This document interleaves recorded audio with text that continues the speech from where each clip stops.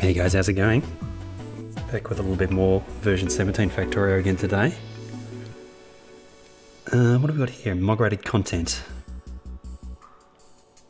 Okay, so they've just changed the name for that item.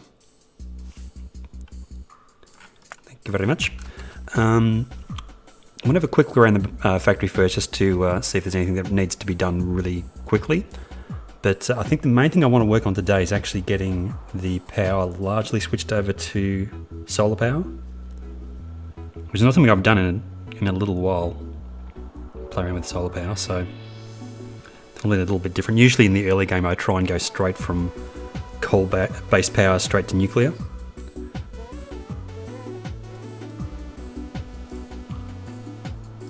But yeah, we'll switch over to solar power here, because what I want to do is actually do a little bit of a redesign on the bus here. A little bit on the bus, but mainly on the science manufacturing. I want to try and get these designs cleaned up and ready for future use. So we'll probably design all the science to use medium electric poles. I don't think we'll use substations, because I think that's fairly late in the game, substations. I want to basically have the signs made with fairly early game technologies. And then we'll get a, probably similar to that sort of layout we're using for the blue signs. I want a fairly clean setup. There's a few here that are a little bit of a mess, like yellow signs, although it kind of works. We'll have a look at it, see if we can need it improved at all. I'm thinking of maybe switching most of the signs manufacturing to a slightly more linear design. Get rid of all these handoff positions and just put everything onto belts instead, which would make expansion a lot simpler as well. What I'm going to do first, we'll have a quick look around the factory, see if there's anything that really needs to be done quickly. Let's have a look at our power setup. It's up here somewhere. Coal's backed up, that's good. We're actually getting coal in from a second source now as well. We are prioritising using this coal for the power plant though.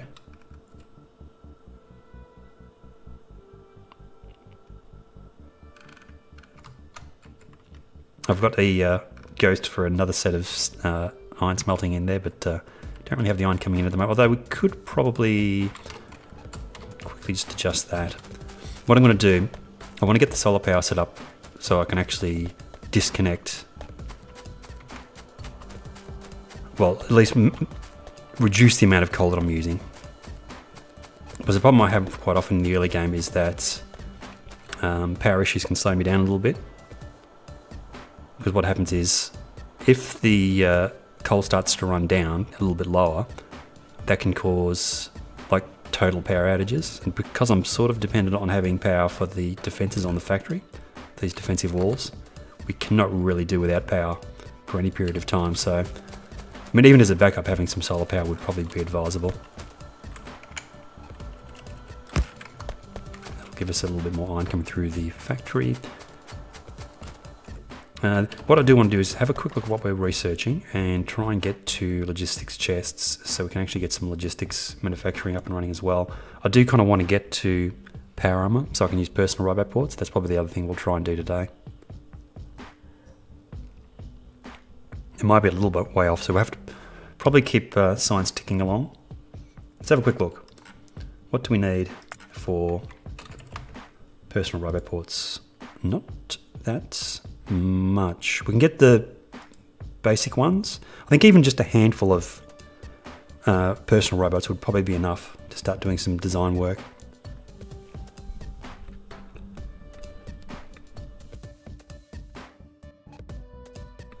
Yeah, because I want to go through and do a redesign on most of the components in the factory, but I don't much fancy using just the pickup tool to do all the rearranging of factories. I'd much prefer to have personal robots to do it for me.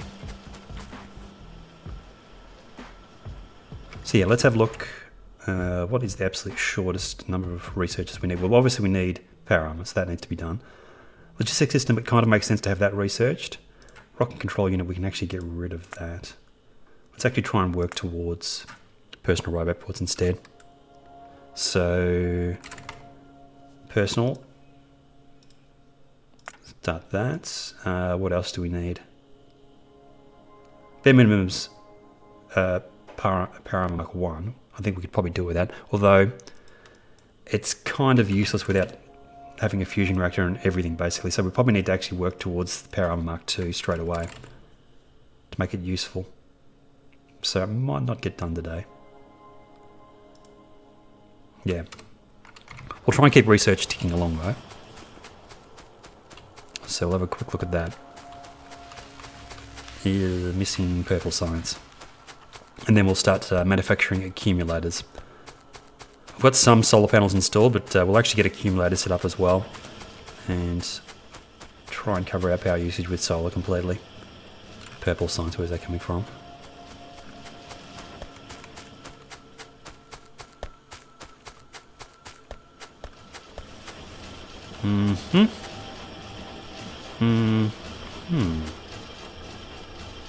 Okay.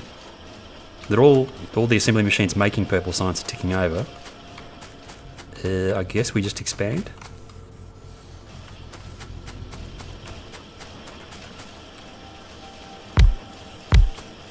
See, the purple science setup is actually pretty much the style of manufacturing. I might do a little bit of rearranging on the belts, but it's pretty much the style that I want to stick with for the other science packs, where each component has its own row for manufacturing, and then you're just handing off the output from that row to a belt that gets passed around to the next row of manufacturing. It's probably not the most efficient way to lay things out, but it makes it easy to understand what's going where, and also makes the actual building it a little bit simpler. Although we could just, I suppose, blueprint pretty much any design.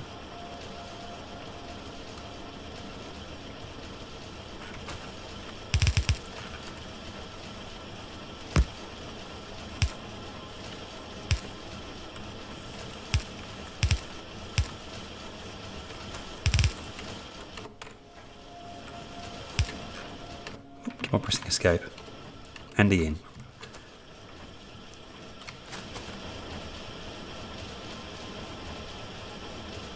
Huh, what are we missing?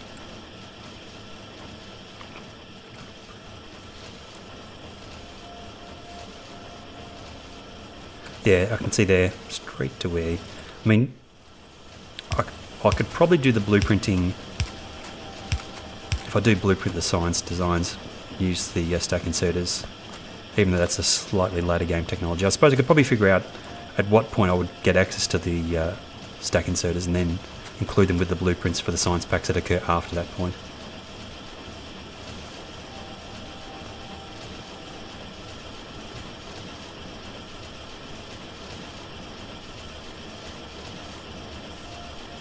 That'll probably just soak up some of these resources we've got sitting on the belt. We'll probably have to extend the other things further down later on. Just want to get a little bit of a boost to purple science here.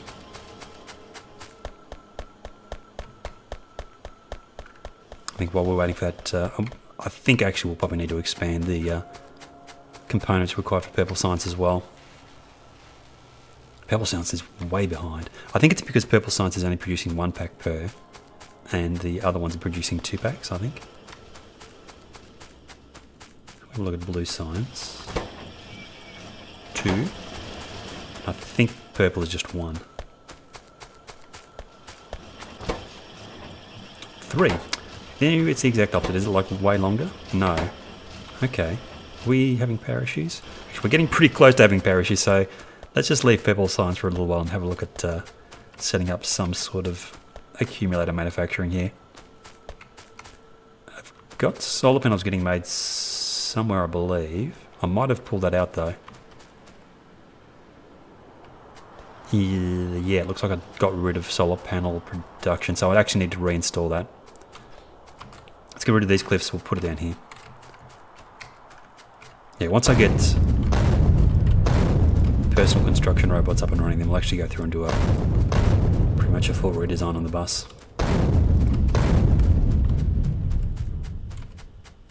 Do we have anything to get rid of? Trees, not really, just grenades.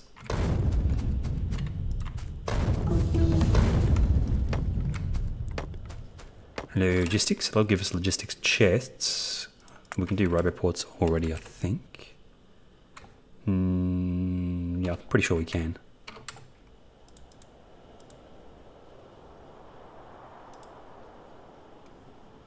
Interesting, the new design for logistics chests. Surely I can do roboports. Yeah. Okay, so solar panels and accumulators.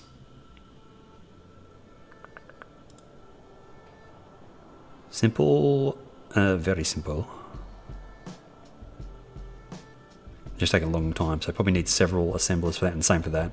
I mean, we need to basically produce them in pretty much the same quantity, so same number of assemblers for each. Real time game, how's it going? Yes, we'll probably put, I don't know, 10 or 12 assemblers for each. We'll see how quickly they go. Because that's 10 seconds each, so 10 assemblers should get us, oh, what's the speed of one of these anyway? Speed, so yeah, probably 12 assemblers. Keep it even.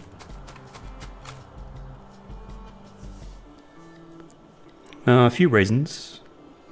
I like the way YouTube handles the transcoding. It actually produces a much better quality video for the viewer. Because I can basically upload to YouTube at as high a bitrate as my internet connection can handle, which is pretty high, and then they re-encode it to their maximum bitrate for like 1080p.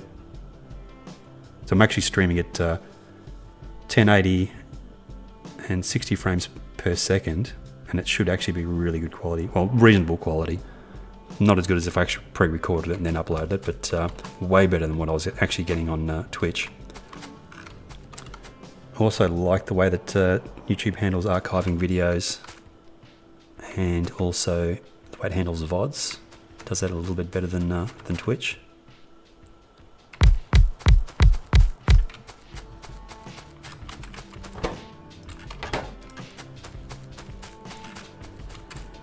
I should actually dump off some of this stuff I've got in my inventory.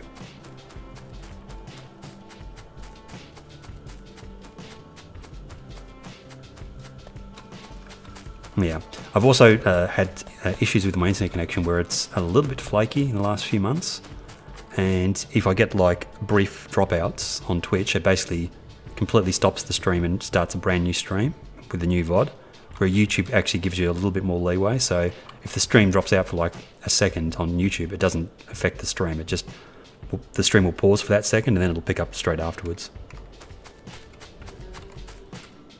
Not a problem, lurk away. What are we looking for?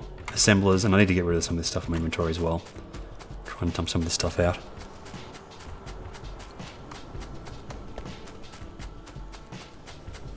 There are things I don't like about YouTube, like the way they handle music rights. Although, the thing is that I suppose you sort of have the same functionality as Twitch with music rights to some degree on YouTube. Because obviously, I used to just use a Google Music radio station for background music.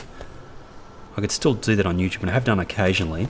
The issue is you do occasionally get a track that will be used that will actually cause a copyright strike, which can cause issues with video visibility.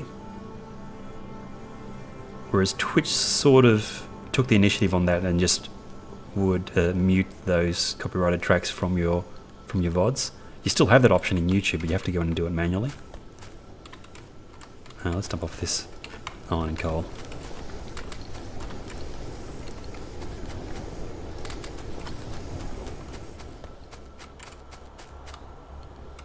And furnaces, I don't know if I've got anywhere I can really put those. We sort of...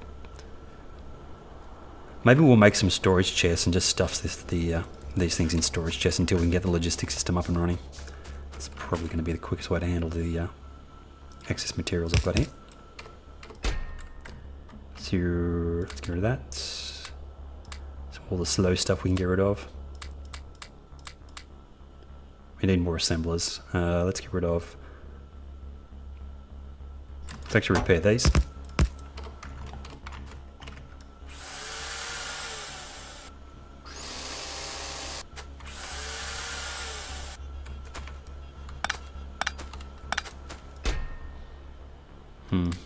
That's...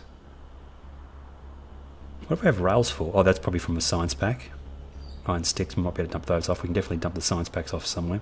Actually, that'll probably do. Still, we're not missing purple anymore. It's something else we're missing.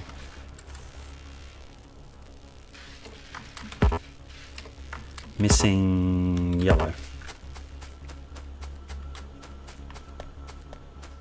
Yeah, but let's grab some assemblers. We'll get these solar panels set up done. I keep on seeing these inserters moving really slowly. It makes me think there's an issue with the power, but it's just they move really slowly. Let's grab all of those. Yeah, if I get the solar power set up, it's going to give me a little bit more flexibility in making adjustments to the factory. Don't need to worry too much about disconnecting power. Is that kind of extreme? 12? I probably don't have the resources to actually manufacture that, but let's be optimistic and say we're going to get 12. Although, if I do it in a completely linear way, then we can basically put as many down as we want. Yeah, because the way I've got the bus set up at the moment is probably not ideal. Because there's still more ingredients that I want to include in the bus, like batteries, for example.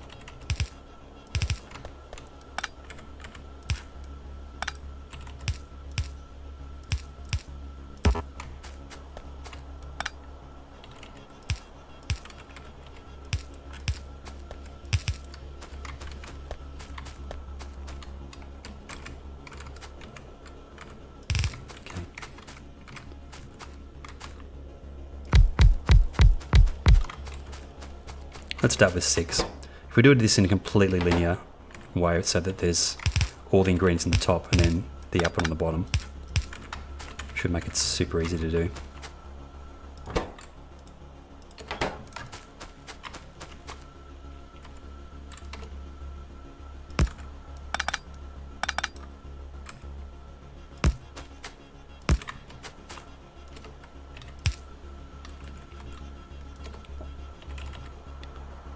How do we do this again? I think it's like this. No.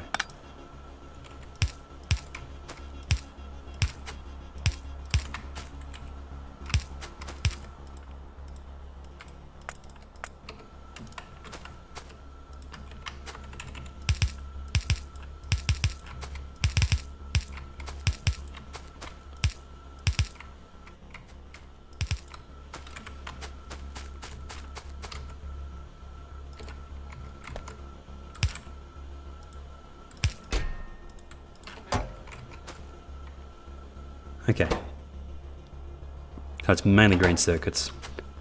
The way this input belt setup works, it doesn't really matter whether you put the high quantity items on the top or the bottom, because you can use stack inserters for every single thing, which we might as well do.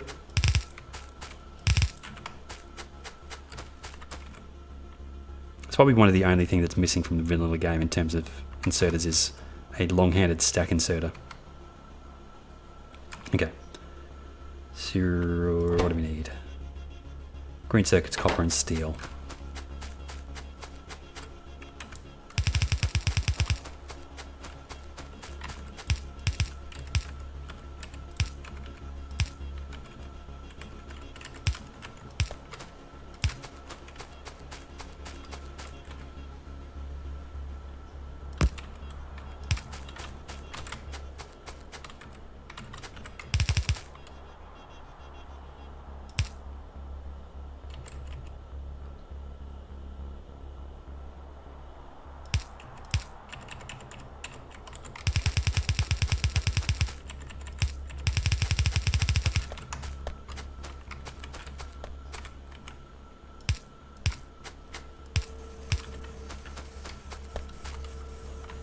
Green circuits is looking pretty low, so we'll have to check that as well.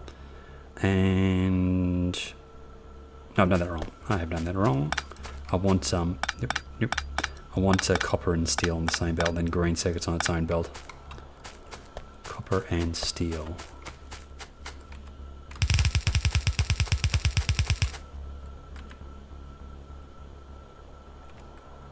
I don't think it'll make too much of a difference for this. As we're getting attacks here as well. We need to probably install some radars at some point. We'll wait until we've got the power situation sorted out, then we'll go through and we'll set up some radars.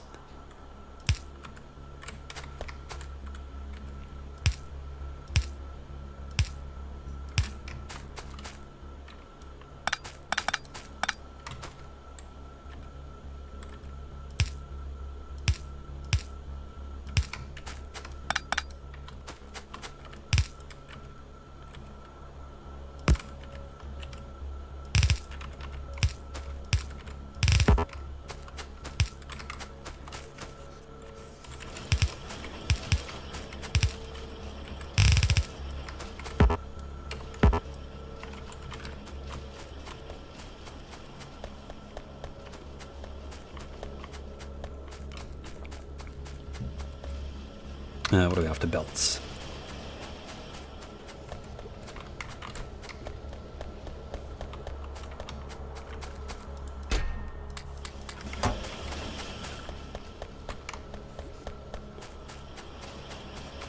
Yeah, we'll get this solar panels and accumulator manufacturing set up, then we'll go back and work on green circuits, because it looks like that's pretty low at the moment.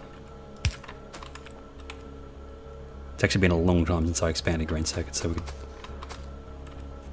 probably do a pretty big expansion there, so we don't have to worry about it for a little while.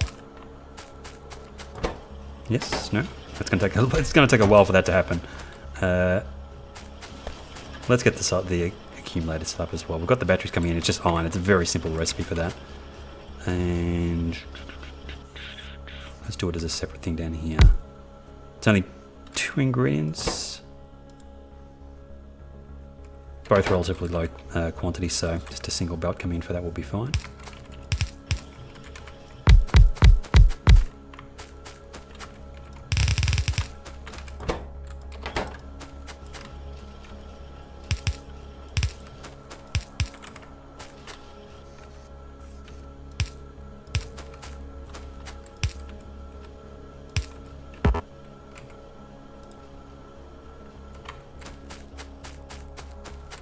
Actually, we could probably switch over to steel chests. It's actually relatively...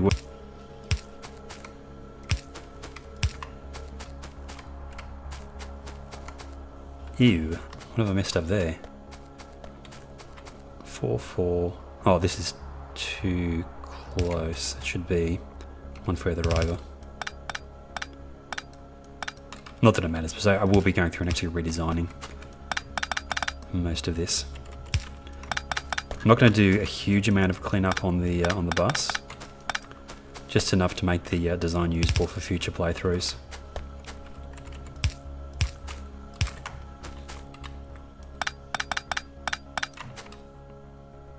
What are we doing? What am I doing wrong there?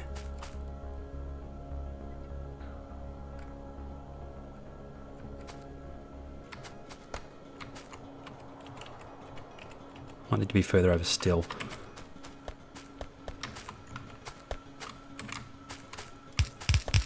That's right. So that should be pipes to there. And then... So it has to be one further over still. Yeah.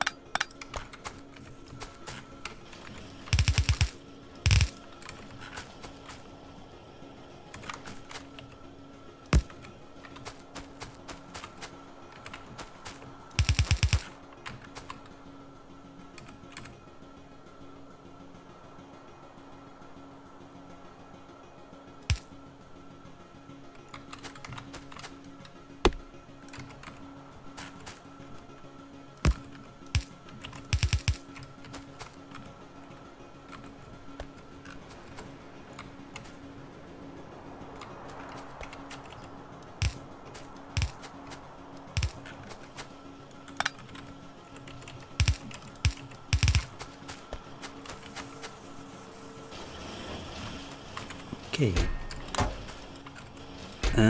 Let's go a little bit lighter on those for now.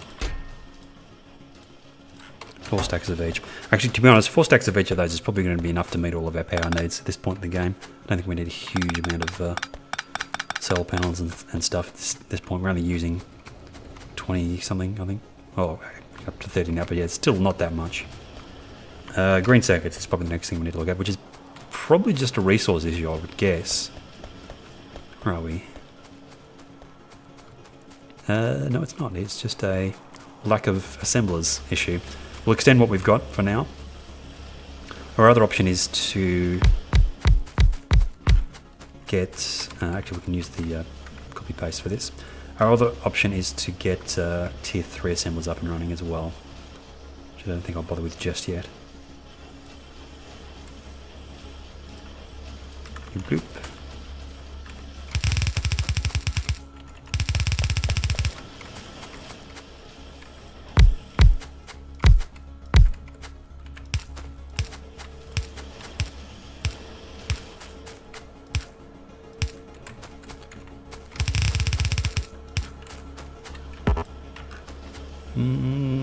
Do we want to switch over to fast? I think we do. Or even stacks might be worthwhile there. Actually, no, that's looks like faster going to be enough. Now that I look at that, I think probably we are going to have some resource issues here.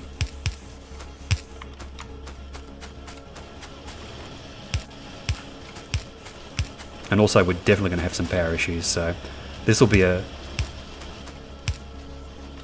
not a full fix, because there's probably not, the factory's not going to have enough power to actually run all this. I can see we're already having shortages, so yeah. We'll start extending our solar power a little bit here. That's the problem with coal, is if you start having power shortages, it can cause major issues because you're actually relying on the power to get the coal to the power. If that makes any sense? So if you start having power issues, what we'll do is I'm going to disconnect science just for a while. I don't want to consume resources other than what we need to get the power situation sorted out. That's basically what I was saying at the start there, is that once I get the power switched over to nuclear, to solar power, it'll actually give me a little bit more flexibility to deal with redesign, rather than constantly having to worry about what's going on with the power.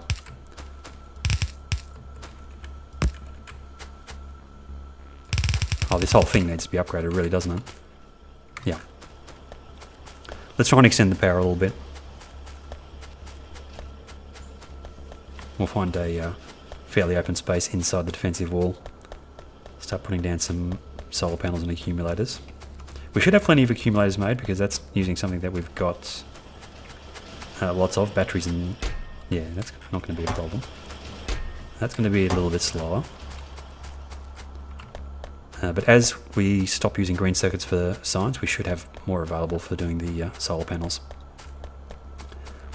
Let's have a quick look. Where do we have some space? I don't want it too far away, because I want to be able to go in and actually make adjustments, so probably just over here.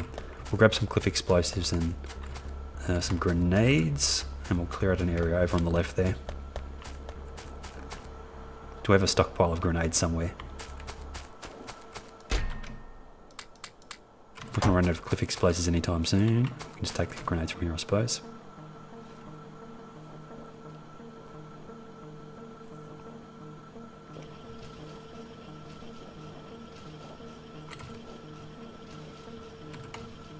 We can just one-shot trees at this point, so we don't need a huge number of those. Just in here, we'll be fine. But it's actually close. I'm going to be picking up these ones and moving them around a bit as well.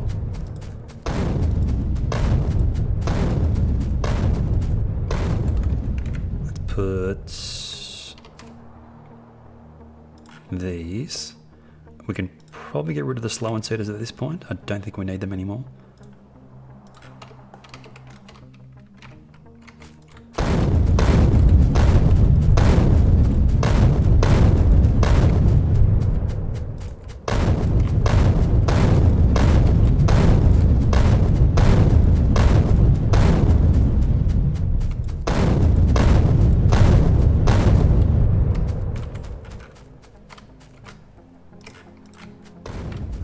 I thought maybe a grenade would blow that up, but nope.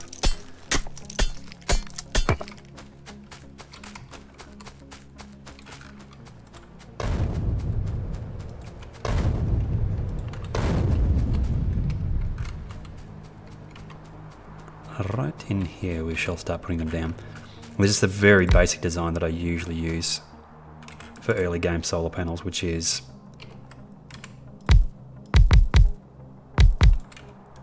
this, which gives you approximately the correct ratio.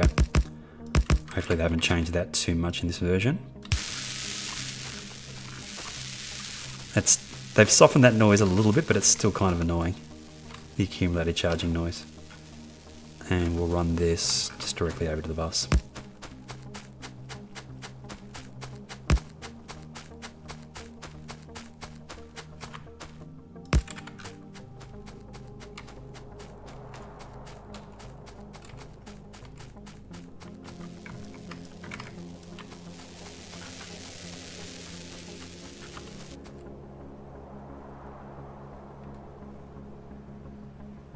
Does this actually reach further than that, I wonder? No. That's basically the reason I use that design. The only problem with this design is that it's kind of hard to do maintenance on. which we probably don't really need to worry about. We're not doing maintenance that much.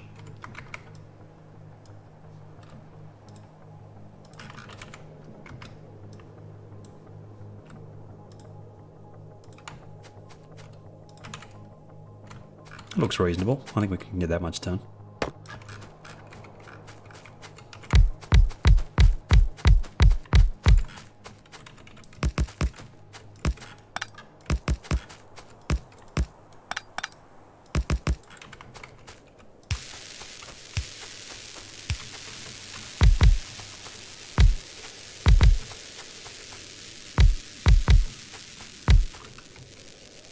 Yeah, these first.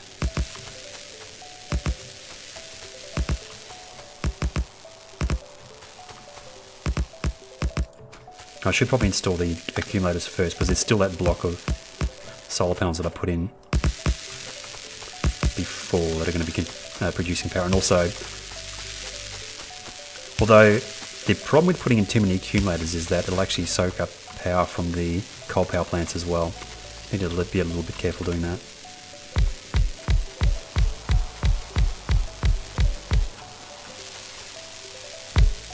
I think we can just run along with this. Grab some more solar panels. I think we can just run along there. Let's have a quick look at how many of these we need. So we're consuming about 30 megawatts. Let's say make it 40 because we need to be doing a little bit of expanding here as well. Each solar panel produces 60 kilowatts during the middle of the day. So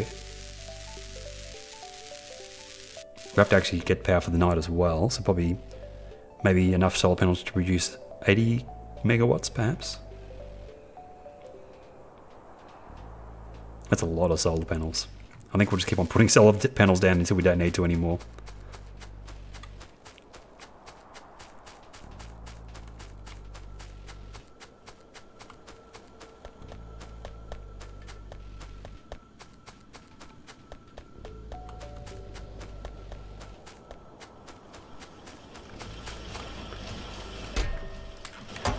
I think we'll rely entirely on solar panels.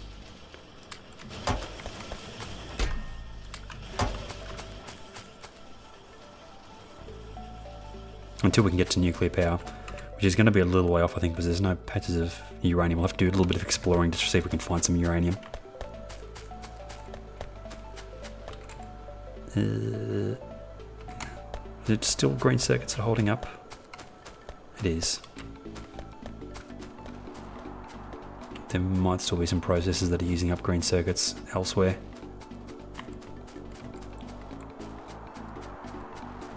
Actually, now that I look at it, I didn't actually put that many solar panels down, did I?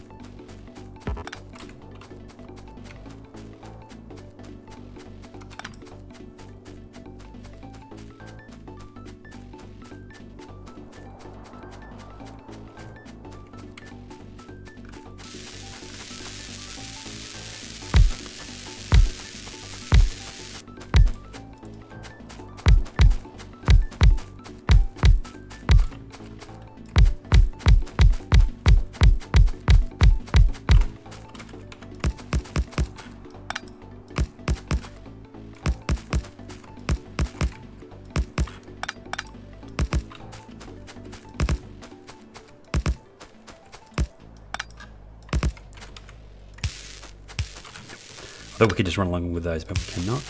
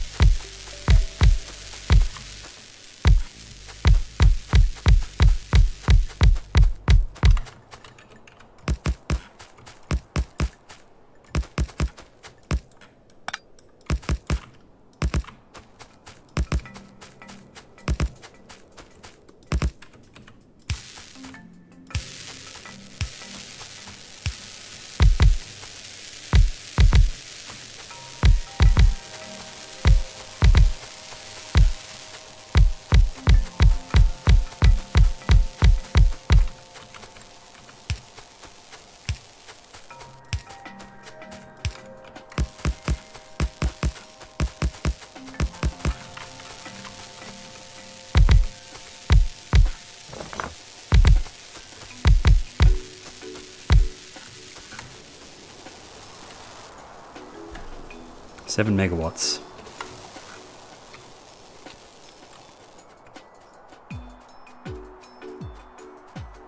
What's the total power look like anyway? Yeah, we're not consuming that much power at the moment because I wasn't doing any science.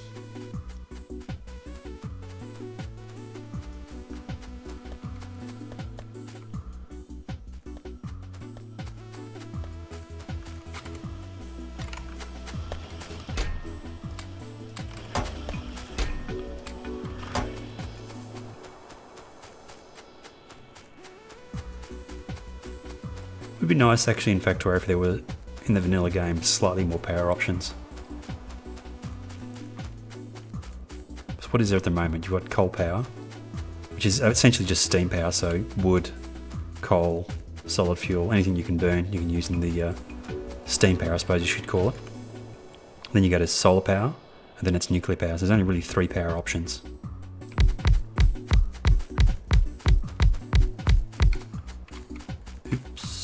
That's probably the wrong order.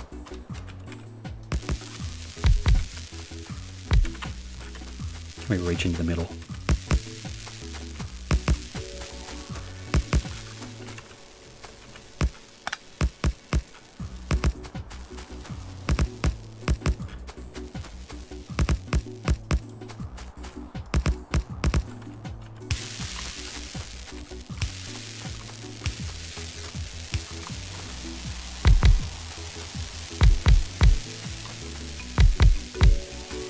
At the very least, having solar power like this is going to serve as a backup so that if there is any major problems with the coal power, we've still got something to defend the base with.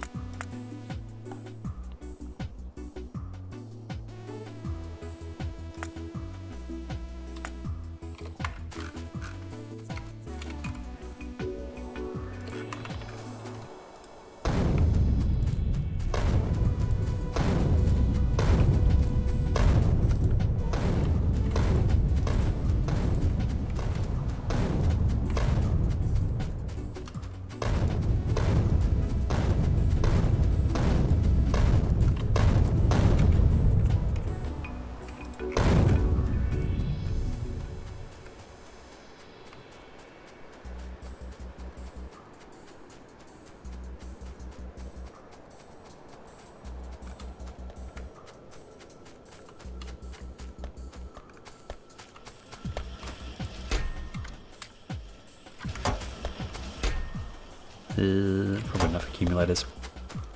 We'll put down these solar panels that I've got in my inventory, and then we'll go through and just work on production levels a little bit. Probably the copper I think needs to be boosted. I want to get the green circuits up a little bit. I want to get science reactivated so we can try and get towards personal roboports, just to make doing design work just a little bit quicker. Let's try doing this instead.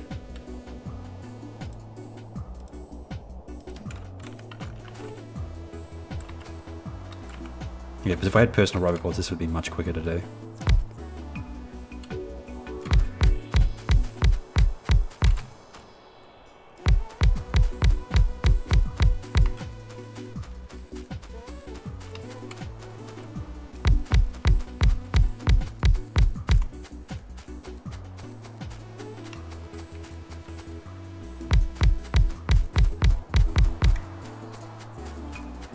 Zeke.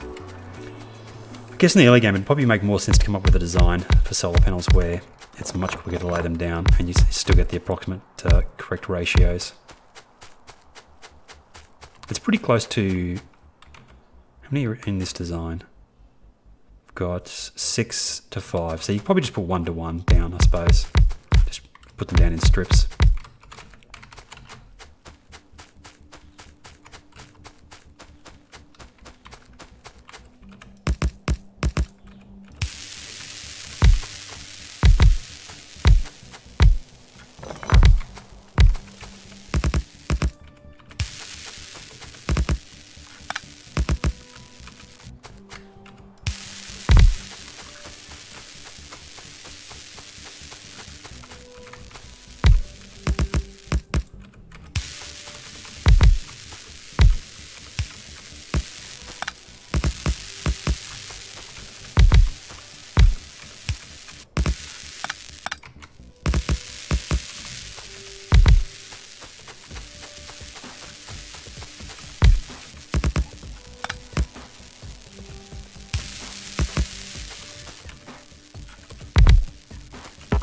And we're out of solar panels. It didn't take very long, did it? Let's at least put down the accumulators, I suppose. Let's put down some of them and put down the medium electric poles as well.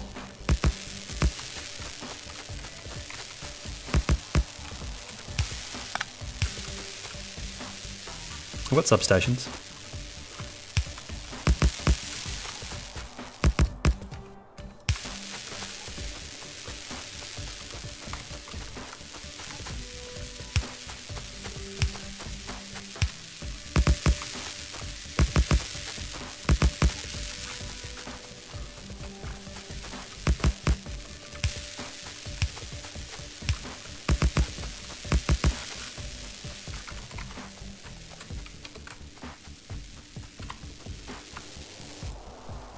Okay, it's about half and half. It's definitely slowed down our coal consumption at least. We'll work on probably copper manufacturing, then we'll go back to extending the power a little bit further.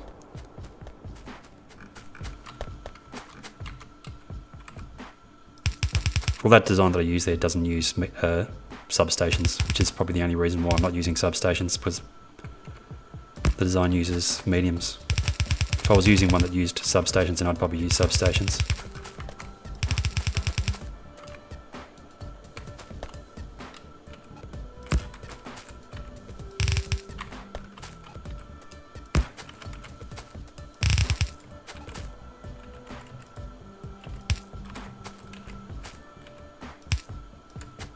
Okay. I think we'll probably have to add more copper mining as well. I don't think just upgrading this, no, I don't think upgrading this too fast is going to make that much of a difference. I just don't think we've got enough copper coming in.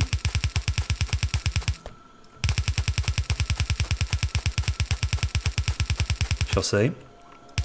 We might be able to extend the copper up here a little bit. I don't think we can though. I think it's already completely covered, this copper patch. Actually, there's a little bit more we can do. Let's grab some more belts.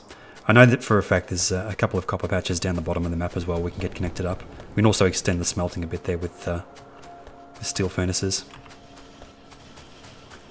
Yeah, when I get personal robots online, we'll probably go through and do a redesign on pretty much everything in the factory, including solar panels.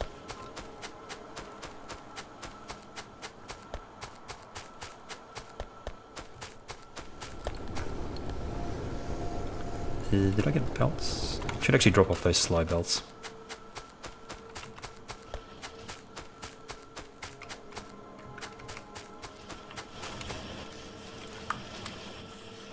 What else takes them?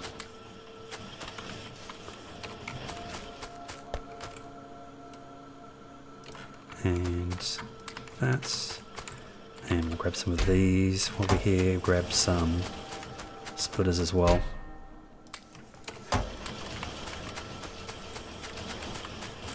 Let's grab the rest of these belts. Use trains, yeah. I'm not sure if I'm going to use trains on this playthrough. We'll see what happens. I don't have any real solid plans for this playthrough, apart from just getting used to the new version of the game. So I suppose that's probably is going to involve playing around with the trains a little bit, just to get used to the new train interface.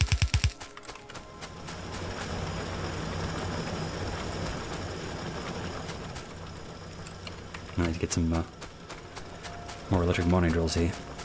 Actually, we can probably salvage some of the ones that's empty here as well, which is not that many.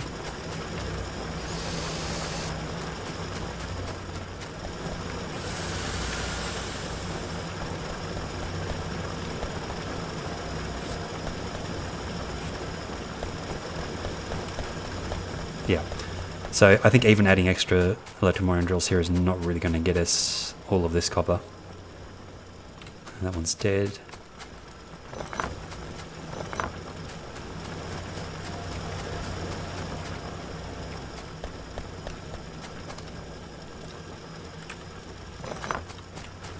Move this to there.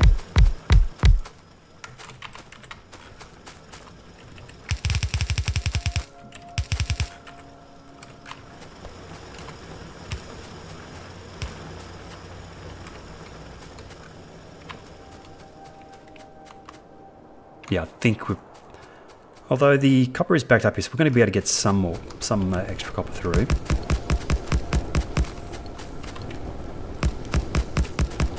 Change the output belt to a fast belt as well. Well, it looks like the copper's actually backed up on the bus now. So we might reactivate science, I think. Oh, no, it's not actually backed up, I just don't have it connected up. Change these over for fast splitters. I'll grab that, please. And then reconnect this.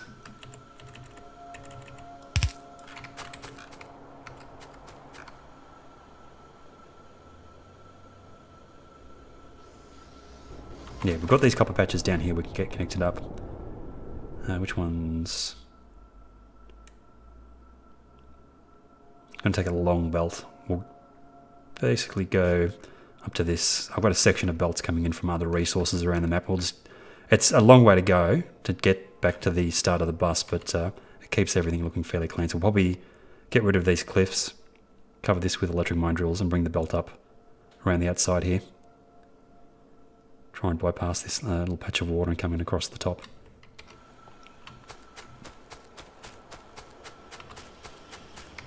And more resources now. We've got a little bit more power coming in, so we can extend green circuits a little bit. We may actually... I'll wait until I've got a few more solar panels down, and then I'll start working on getting the science back up and running.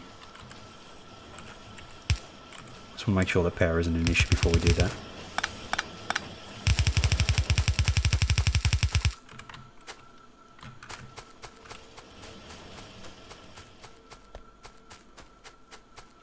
I think probably a second belt of copper would be useful, actually. Most of the copper is getting used by green circuits.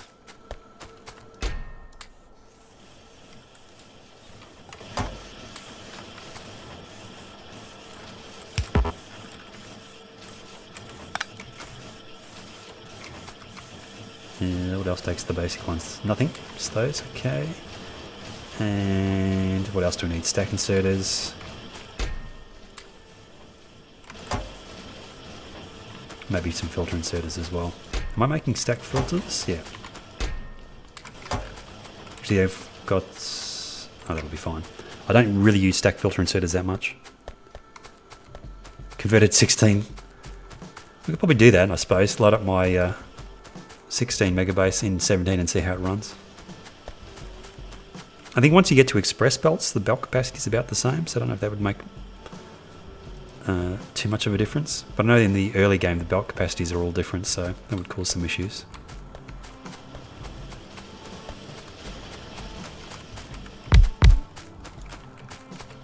Is there a shortcut key to say only place the item if there is a item ghost already down there?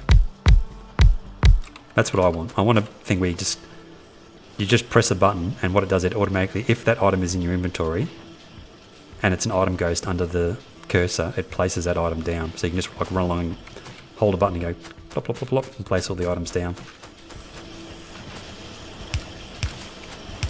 Probably wouldn't get that much use out of that functionality because it's only in the very early game where you can use it.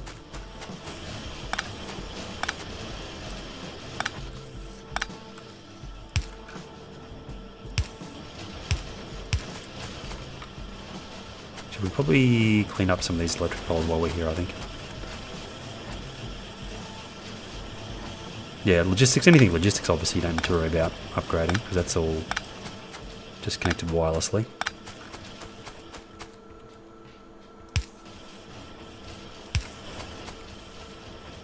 What are we doing?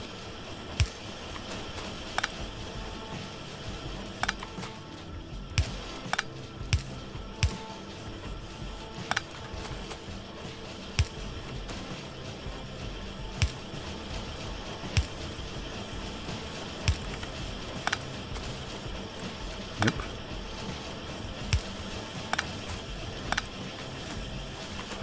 Yeah, I think we'll stick with what we had actually for the electric poles in this thing.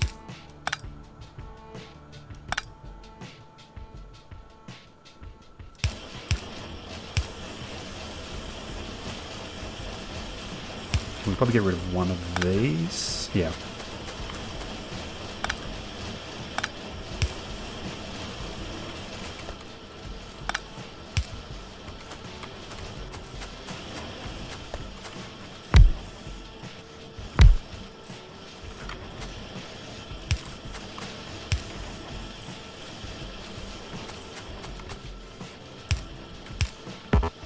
that's what we didn't pick up. Long-handed inserters.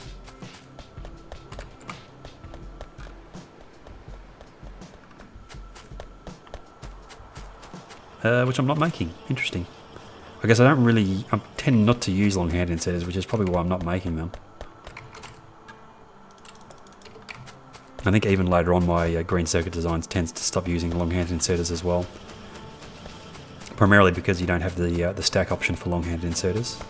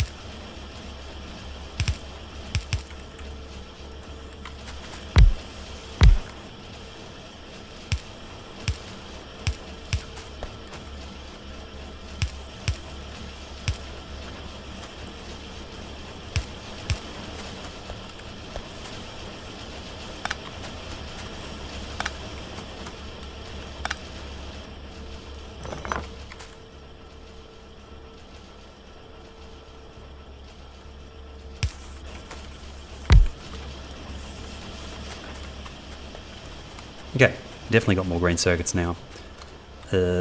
Copper's not looking terrible. Iron's okay. Actually, copper's backing up further down, so we might actually be okay on copper.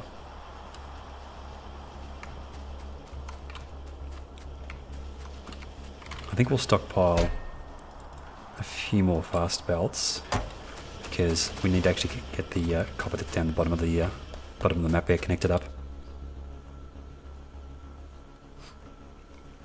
Hey Alan, switch from Twitch to YouTube. I was actually discussing this earlier on in the stream. There's a few reasons,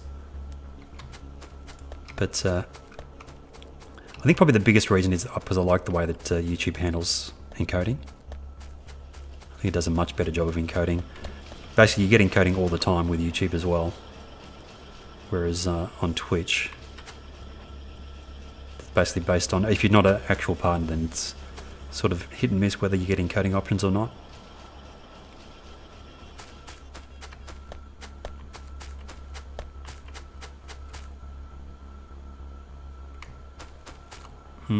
Do we want to get the copper? Let's get some a little bit more solar power connected up, and then we'll consider the copper, because I think we've got plenty of solar panels here now. Let's get it all. Let's get all the solar power put in, and some accumulators as well.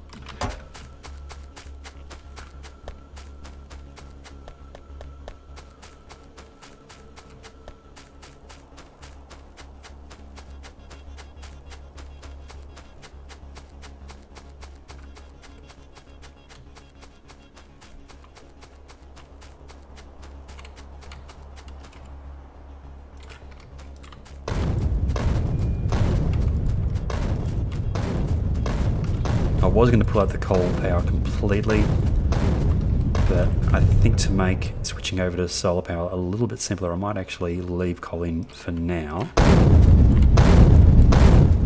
Get a decent amount of solar power put in,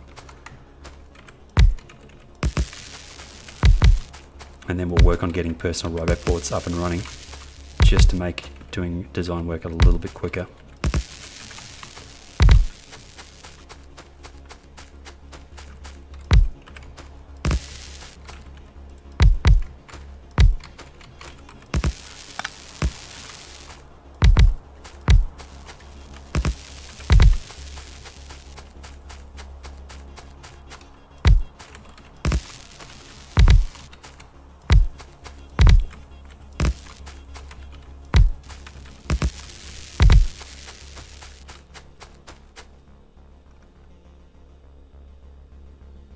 Yeah, it is good. It's actually a function you can pick. I think it's the DVR option when you start the stream on YouTube. You've got that option, which I always leave selected, so you can rewind the stream while it's actually going. How many? We've got plenty of solar panels left.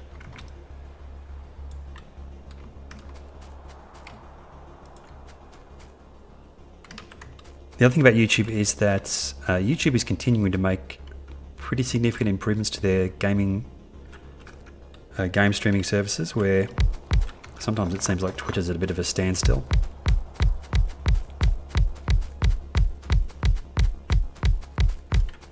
Okay, I think I'm more of a fan of the kind of improvements that YouTube are making. And you know, it's not like you're supporting the little guy either by going to Twitch. The main reason I would probably stick with Twitch is because, that's probably not the right way to do those solar panels, is because there's more viewers, for Factorio at least. There's less of a community on YouTube.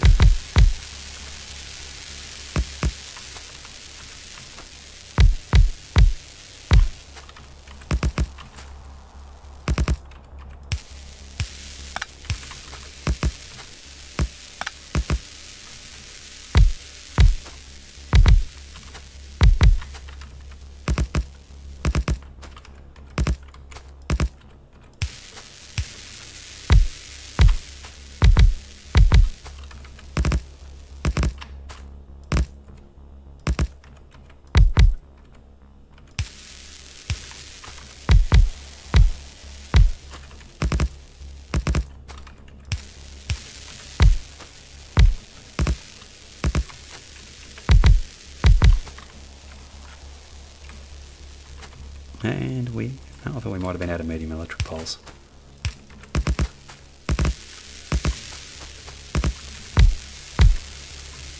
Still got plenty of solar panels left. 2.6, we've got 324, 18 megawatts approximately at maximum power output, that would be. There's a particular shape you can sort of see in the power consumption stats that lets you know that you've got enough solar panels down. We haven't actually reached yet.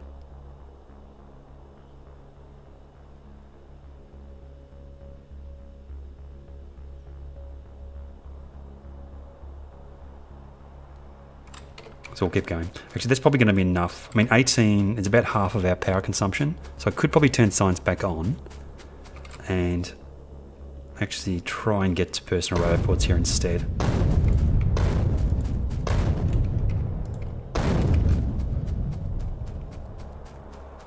So let's do that. Let's see if we can get to personal robot ports today. So I think we need to probably stockpile some processing units, which I'm not making anywhere separately.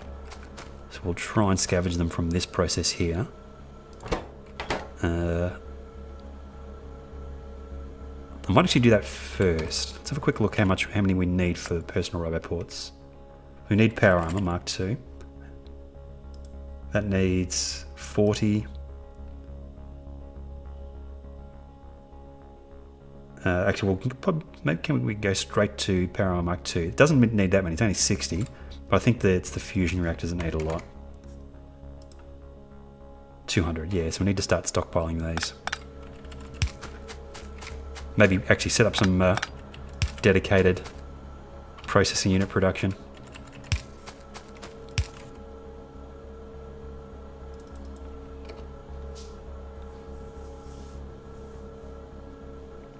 Prefer YouTube to Twitch. I've got to be honest, I'll probably do most of my game watching on YouTube myself, so.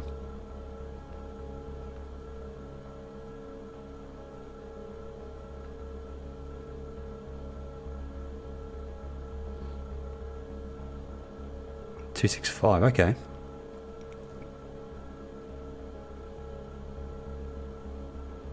Don't actually have Netflix myself, but I believe it because that the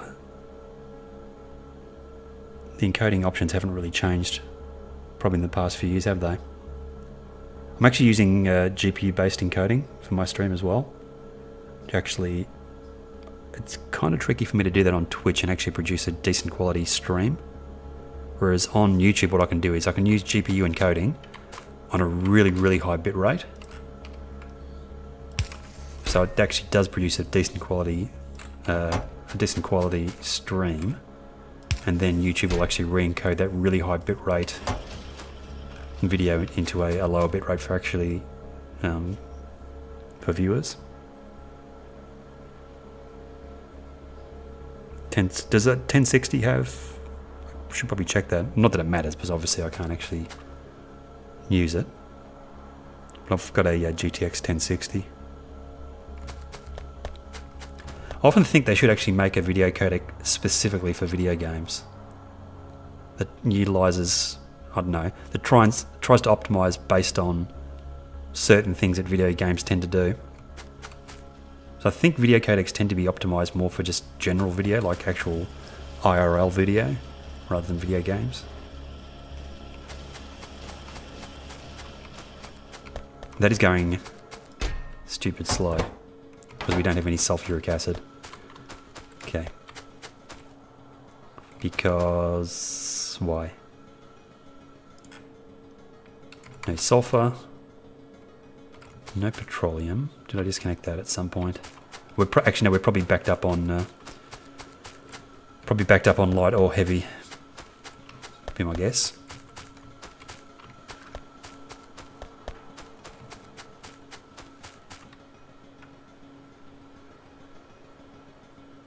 Maybe they could have the option.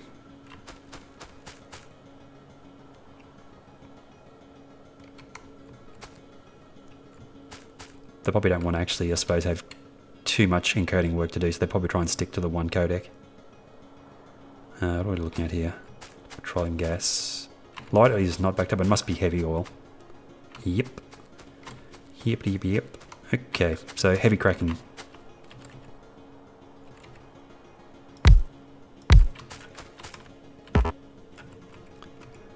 And this is going to impact petroleum. We'll probably actually run a circuit over from lubricant production, because we always need to keep some lubricant available. So what we'll do is I've got a few tanks here. What we'll do, we'll put lubricant into a tank. I think that's probably backed up anyway. It is. We'll control the heavy cracking based on lubricant storage. Loop. And loop. Like I was saying before, I do like the way YouTube handles the encoding option. And I can basically just set my, I don't know, I've got my bit rates to some stupid level at the moment. I think I've got it set to 15 megabits, my encoding bit rate. And then obviously YouTube's, I don't know what YouTube does. It's like much lower than that, like 2000 kilobits or something. I think YouTube actually converts 1080 to.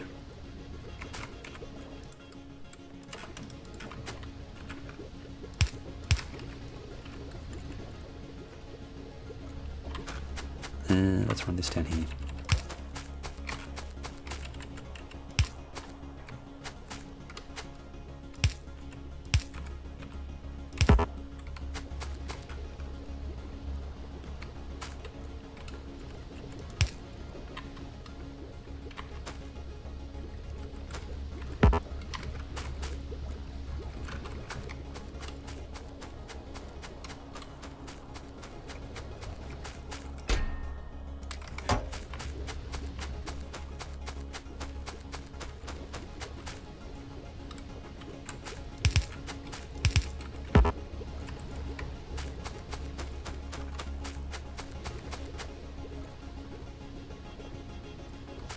Yeah, I think for YouTube, it's a bit of a no-brainer to use GPU, especially if you're using a single computer.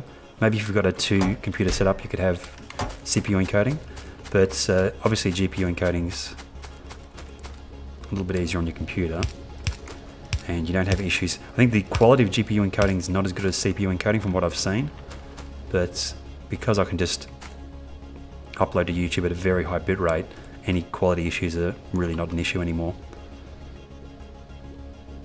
Whereas on Twitch, I cannot really just upload to them at whatever bitrate I want. I basically have to moderate the maximum bitrate that I use based on what I think my viewers can actually view at. Because the Twitch doesn't actually re-encode their maximum quality, they just pass the source video stream onto the viewer, which I don't think is probably the best way to do it, really. I mean, it's probably better for them because they don't have to use a whole bunch of processing power on their end to re-encode at maximum quality.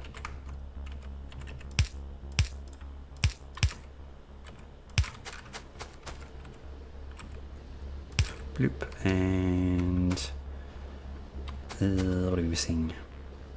It's good. Oh, we need water in as well.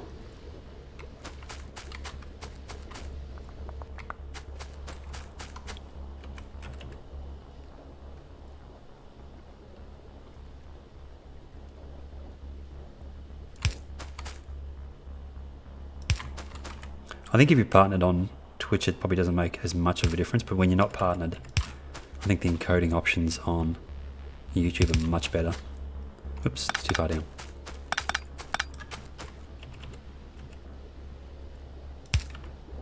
I would be very, very surprised if in the long term YouTube doesn't completely take over from Twitch. It seems like so unlikely at the moment because Twitch seems to have so many more viewers. But I think long term YouTube has a massive advantage. They just have to try and convert their sort of VOD viewerships over to live viewerships. So they tend to really push live streams. I notice quite often on the YouTube homepage. So usually we'll give you a selection of live streams to watch as well. And quite often with a small number of viewers, I notice. Okay, so what we'll do is we'll actually use circuit control here. Loop, loop, and over to here.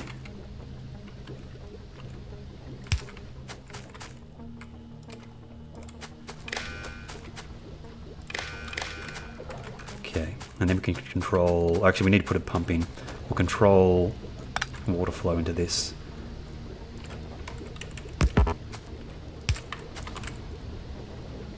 What we'll do, we do want to have some heavy oil, so we won't let it convert all of the heavy oil over. Actually, I'll probably need to base it off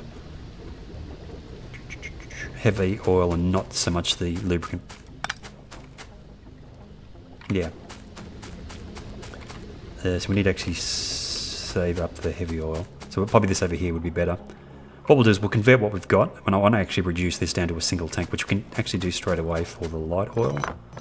It's already been done.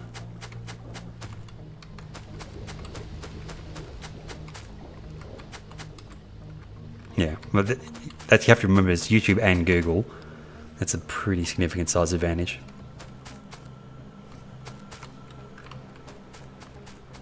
Is that getting us more petroleum gas though? It is.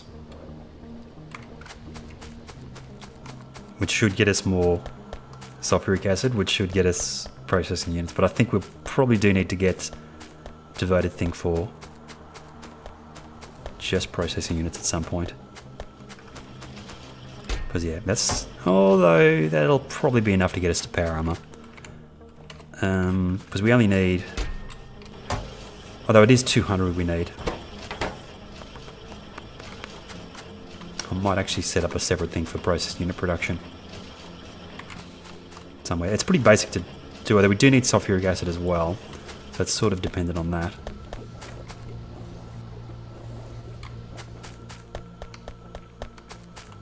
What's time? I'm going to have a short break here, then we'll come back and what I'll do is actually I don't want to leave this running in the background because I'm worried about alien attacks. We'll actually pause this, but I do kind of want to get power armor up and running, so we'll reactivate science. I'll probably get a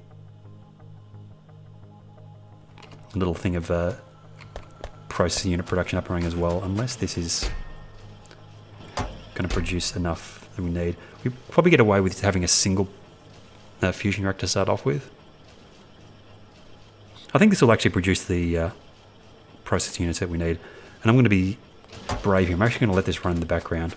I think we're relatively safe from bugs because we're not producing a huge amount of pollution. We've got a lot of our power converted over to solar power, so let's have a look at our pollution cloud. It's kind of horrific, but I think we're going to be safe for a little while at least. Hopefully. As it starts raining very heavily outside. I'm going to have a short break and come back and we'll see if we can get power armor up and running.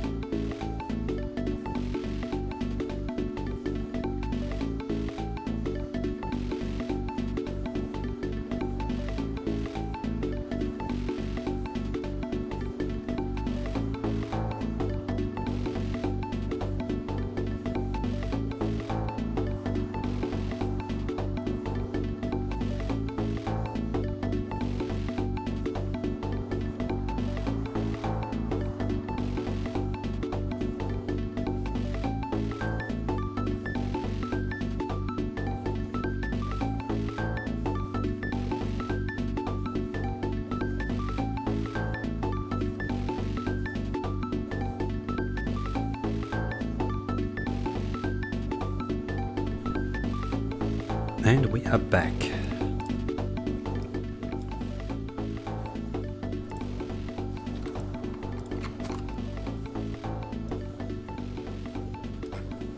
Okay. So how many process units did we get in that time? Just a handful. Probably enough for Power Armor Mark 1. I kind of want to go for directly for Power Armor Mark 2 straight away. Skip the Power Armor Mark 1 altogether. So what we're going to do, we are going to reactivate science, because obviously we need to do research.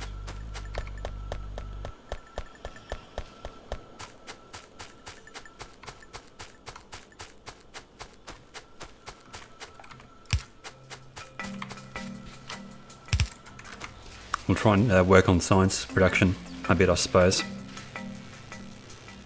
The other thing we can do is, we're doing logistics systems, so we can actually start using logistics to build stuff as well if we need to. But I do kind of want to stick to the belted version of science for now, because I want to go through and actually do a redesign on the belted version of science for future playthroughs. We are missing, what are we missing? Yellow science in a big way.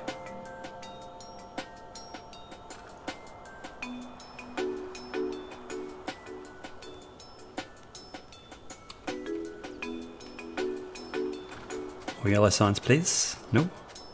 Okay, so yellow science will work on that.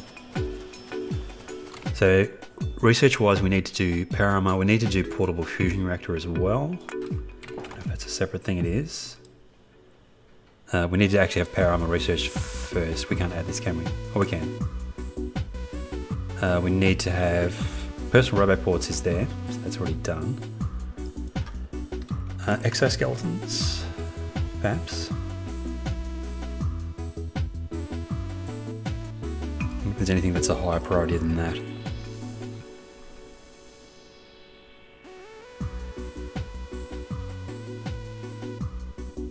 What about actual robots themselves?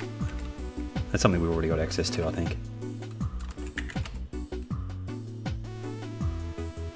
Yeah, that's construction and logistics. Yeah, we've already got access to those.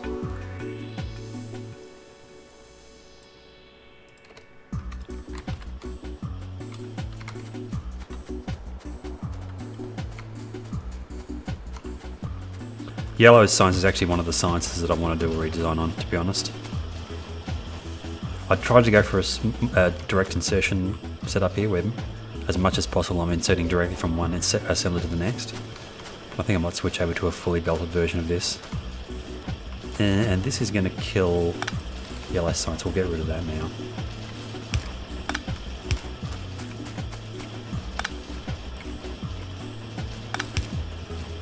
How many did we end up with? I don't know, it's probably enough for Power Armor Mark 1.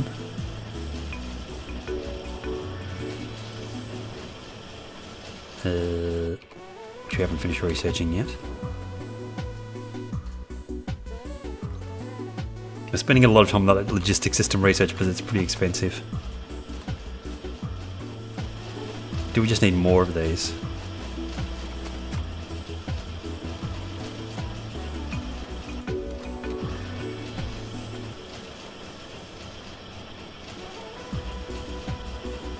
I don't see anything that's... Oh, actually no, there is one here that's not going. Missing processing units. Do I not have enough process unit production in this setup? 21.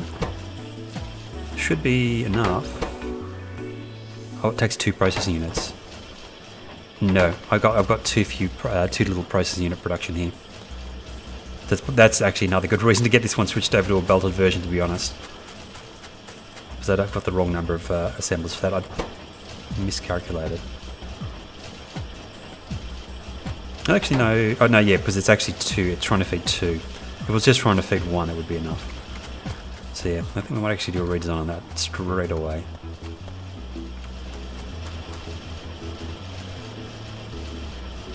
Is there anything we can do to patch it up temporarily, I wonder?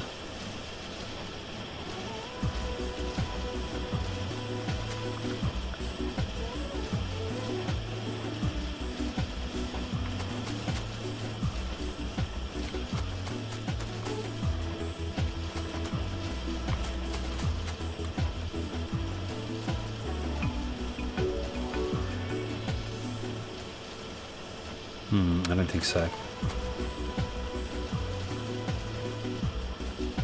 So I think this ratio is correct.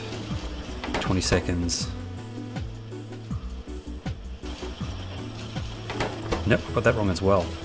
I've got all these ratios really badly wrong actually now that I look at it. So I think I was calculating, I thought it was based on that consuming only one item at the science pack side. So yeah. Let's calculate this one more time.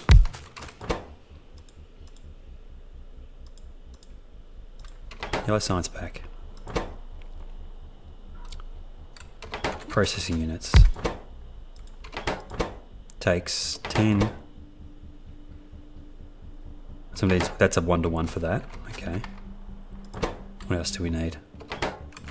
Flying robot frames.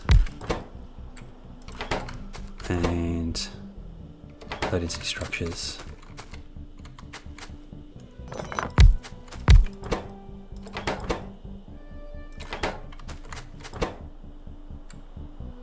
Seconds, and it's actually it's a 3-to-1 for that. That's a pretty big difference actually. What I've got down there, I've only got 1-to-1 at the moment.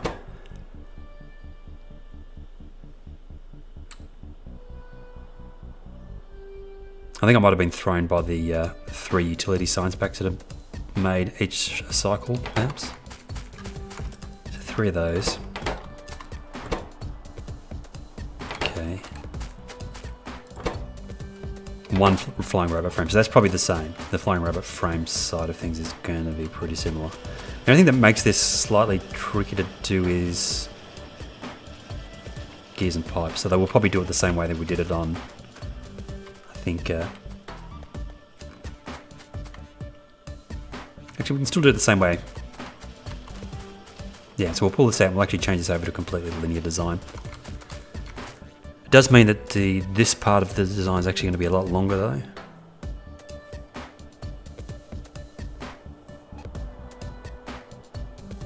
We might see if we can shorten that a little bit. No, we don't really need a lot of... I think that's probably going to be fine. Even though that section's going to be longer, I think that'll be fine. Let's try and... I don't have a lot of room to do this, so we'll probably try and... We'll build it back here, then we'll shift it in once we've got personal robo ports. So... let's go for 4 of these.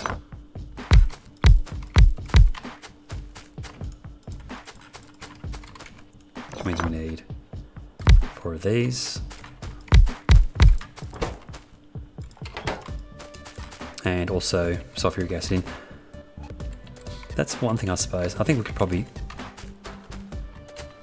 Because usually, or quite often when I've got strips of assemblers that use a fluid, I'll quite often connect them up back to back.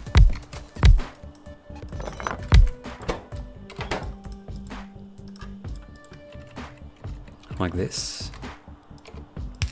Which leaves more of the front of the... more sides of the assembler that can be accessed. I think we can do it just with the pipes running directly on the side, just to make the...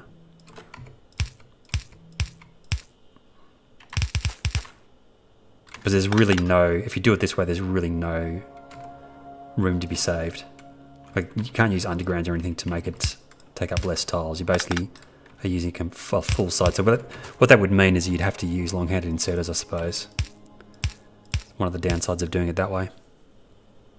Which also means that you need to put... Although you could always put the output, I suppose, for this on the same side as the input.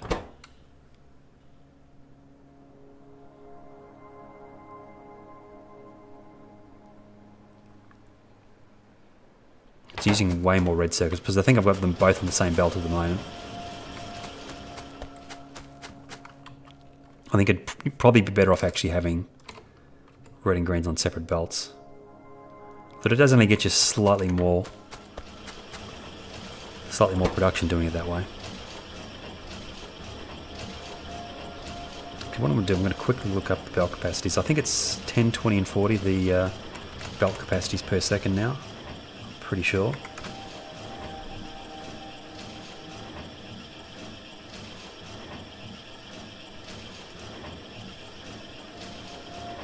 No, 15, 30 and 45 is the belt capacity now.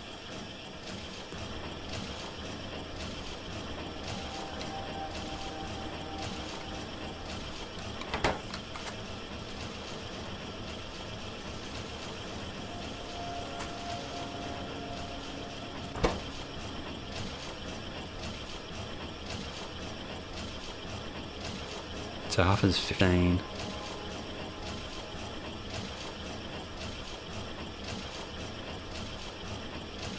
I think two belts in.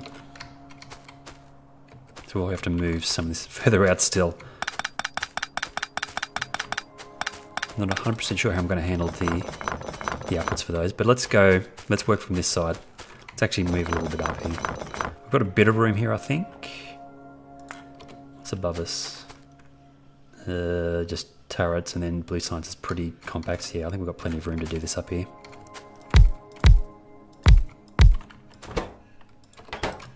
Okay, so yellow science output, and input of its, I think, 3 ingredients.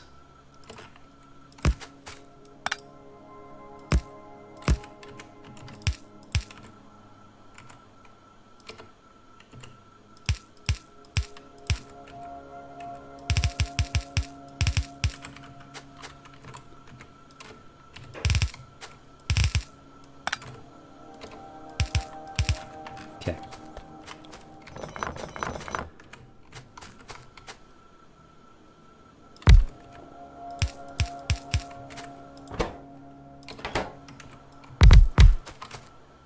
The output's going to be different though for this because we have that issue with the pipes taking up a full side. And the other option is, I suppose you could do that. Just kind of not going to be useful, I don't think. No. But either way you do it, there's going to be one side of each assembly that's not usable by inserters. Which is the incentive to have them facing each other, I suppose. What can we do? So normally what I would do is have this as the input side. Now that's the output side. That can be one further up. Or we could use... It's going to be slightly stretched out if I do it that way. That's what it looks like. We make this process units, this pipe, and then output to up here.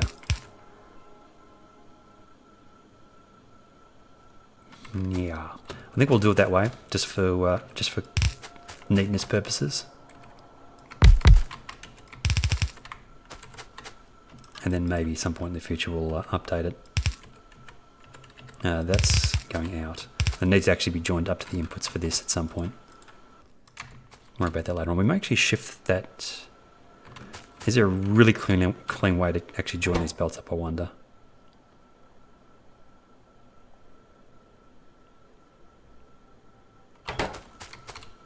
We won't worry about that just at the moment.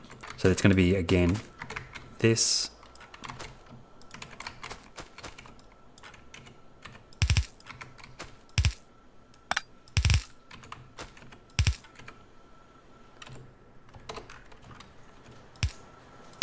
Yeah, the yellow sign is our major bottleneck to progress at this point. Pretty sure.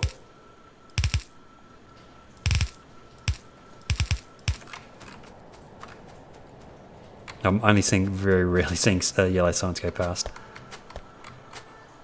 Okay, so that's the input for that. We're going to just do a separate belt. I mean, it increases the capacity a little bit, but I think it's worth doing, having the separate belt for the greens and the reds.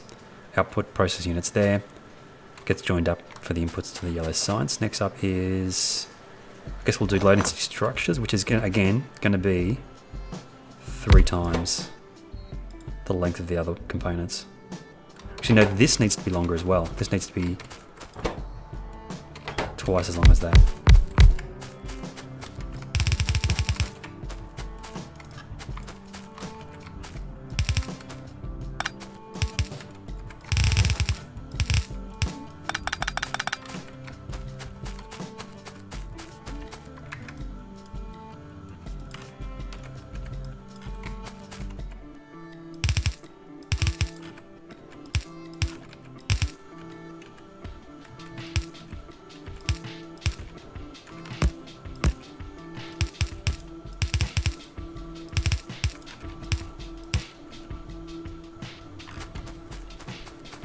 And this needs to be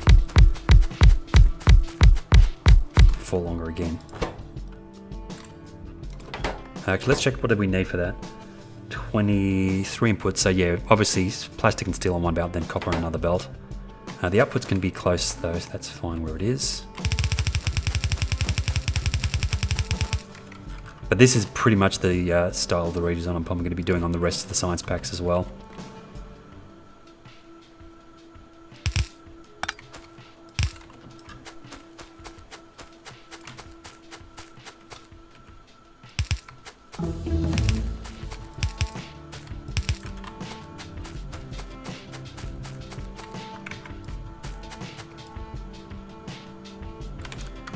Man, I love that copy-paste feature.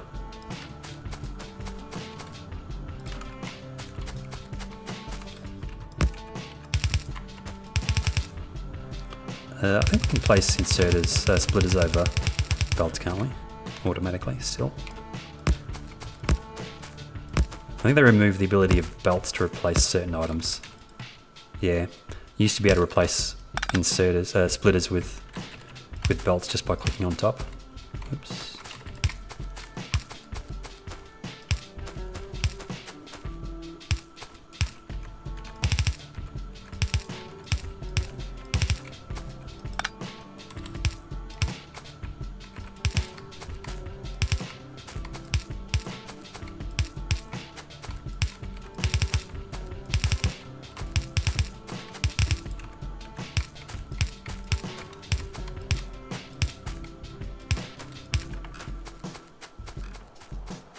And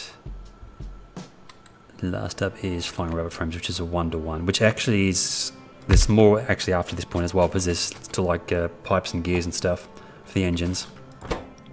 This is a slightly complicated recipe, this one. 2 different fluids, a lot of ingredients. Makes sense, I suppose. It's the last research before space science.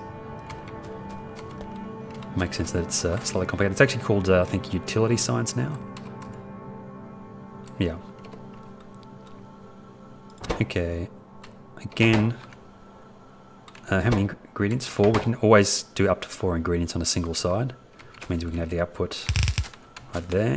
And again, it's a 1-to-1, I think, because this is 20 seconds. It's actually slightly less than 1-to-1. And this is 21 seconds. And then we do the ingredients for this one, which is batteries, which we're getting from off-site, I think. Yep. And green circuits, steel plate. So it's only electric engines that we need to make.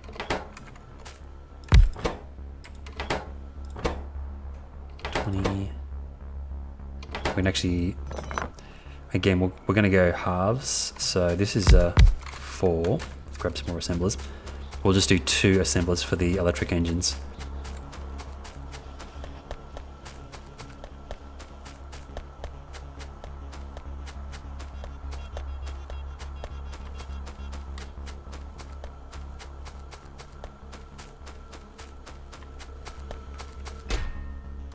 The streams have been pretty stable today as well. I haven't actually dropped that many frames, just a few here and there.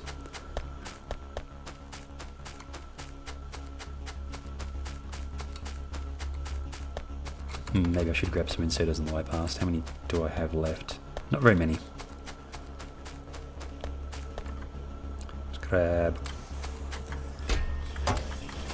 Let's grab everything that they've got available.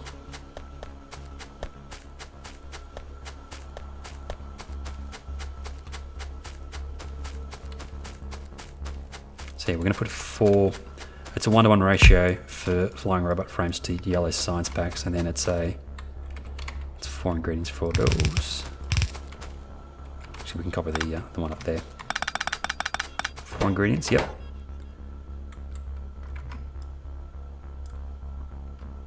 Keep on missing the inserters. 4 ingredients for those. And then we have half as many electric engines. It's super tempting to do a direct insertion for this stuff. Do I want to resist that urge, or do I want to actually do it?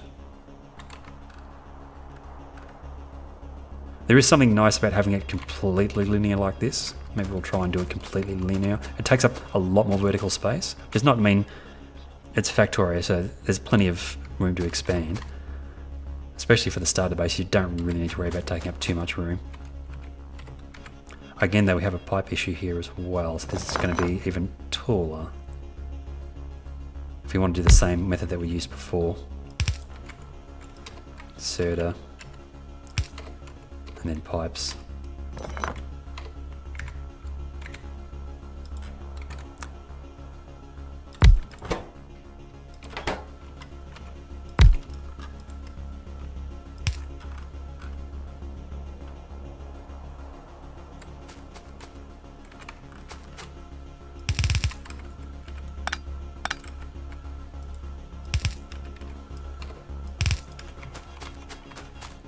Yeah, I know on Bob's Inserters, the Bob's Inserters mod, you can actually tell inserters to put like closer.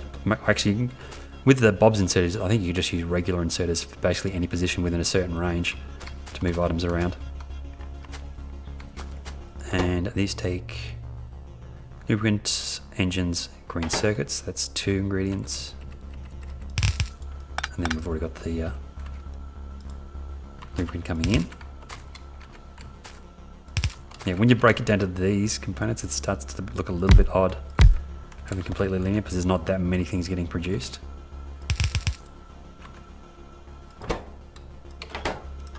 I think these are 1:1, 10 seconds. The nice thing about doing it this way is that if you do get the ratios wrong, it's pretty easy to go back and change it. 3 ingredients.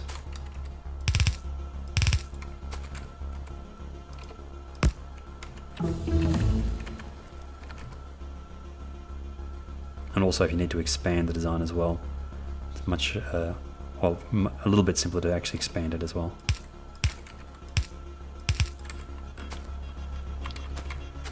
And then some of these ingredients we need to make locally as well, gears and pipes.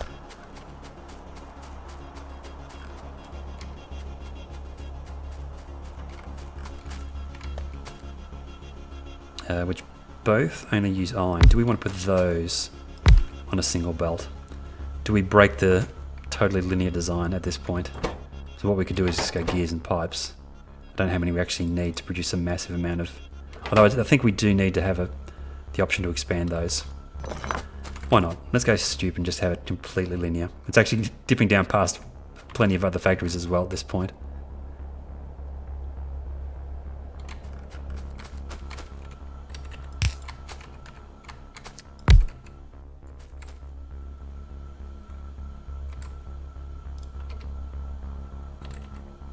It's a little bit odd because both of these only consume iron.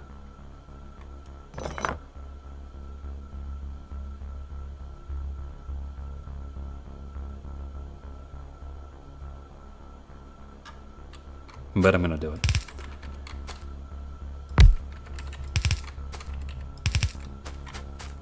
Going completely linear, and that's pipes there. That outputs to that, and then I have to join all these belts up together. All these outputs.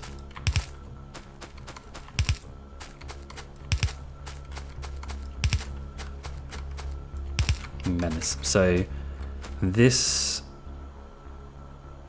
is processing units.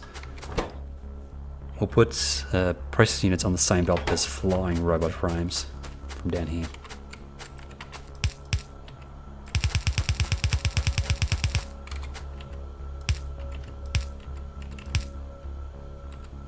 I suppose we just go straight in. It doesn't matter whether we put them on the top or the bottom because they're both getting inserted via stack inserters in that design. And then we'll put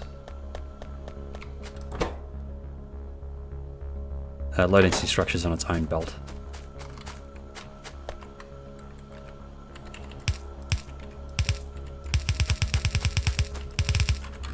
Like so.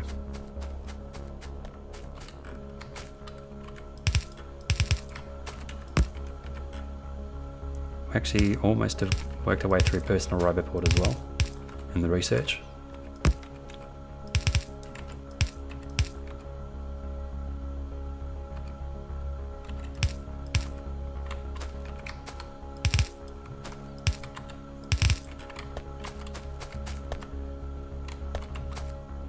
Flying robot frames. What have I done wrong there? Oh, that's the output for electric engines, not flying robot frames. Some of these inputs are actually from outside. I think actually probably most of them are. All of them are for this one.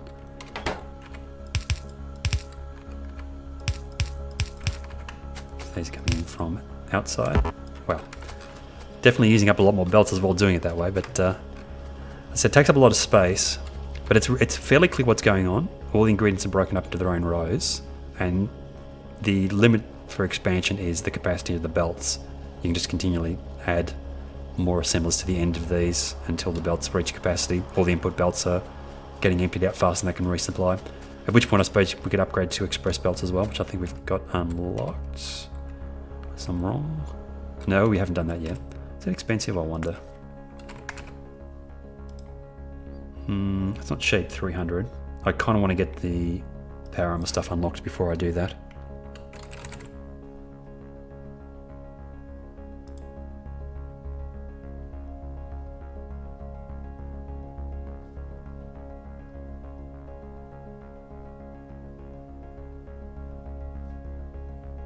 Which there's a few other things we need to research first to get to Power Armor Mark II.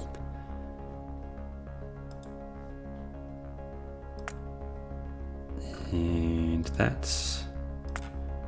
And then we'll get to Power Armor Mark II as well. I kind of want to just skip Power Armor Mark I and go straight to Power Armor Mark II.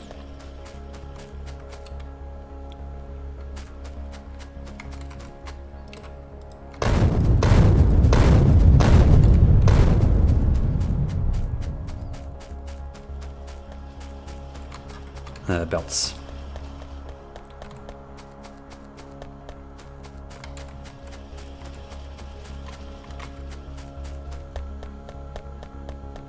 Even with science reactivated, we're not consuming that many resources, which tells me that it's probably yellow science is holding everything up. Hot take on Australia politics, none whatsoever.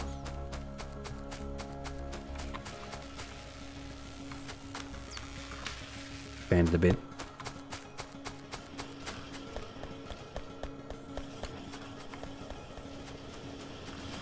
Which is, I think, going to be fairly straightforward.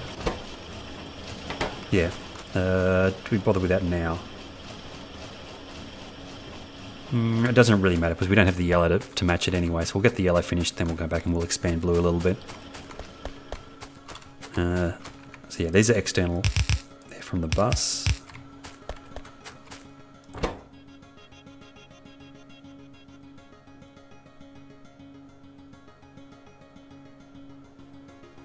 It doesn't matter really how we join these belts up together. The only ingredient we're getting locally is electric engines, and the rest are going to be from the outside.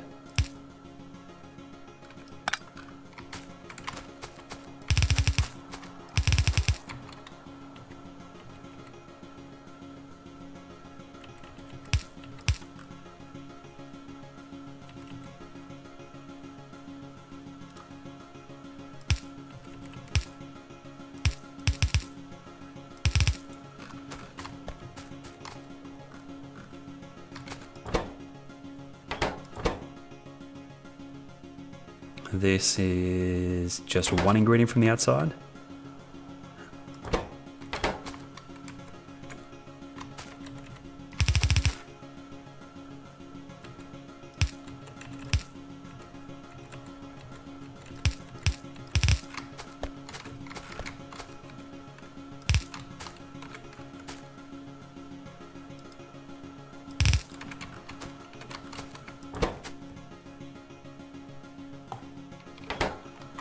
And that's just one ingredient from the outside as well. What do we need most of? Pipes. Again, I don't think we're ever going to get to the point where the amount of items that the belt can carry is going to affect this part of the process too much. But in theory, we could put pipes on their own belt.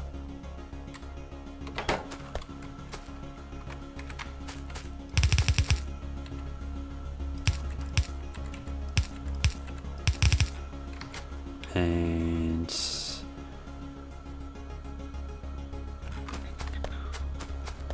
that right?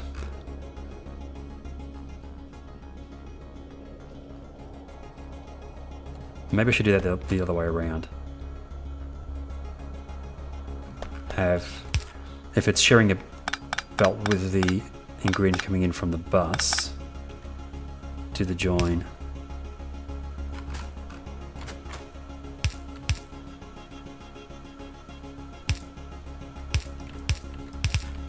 Then pass this one underneath perhaps.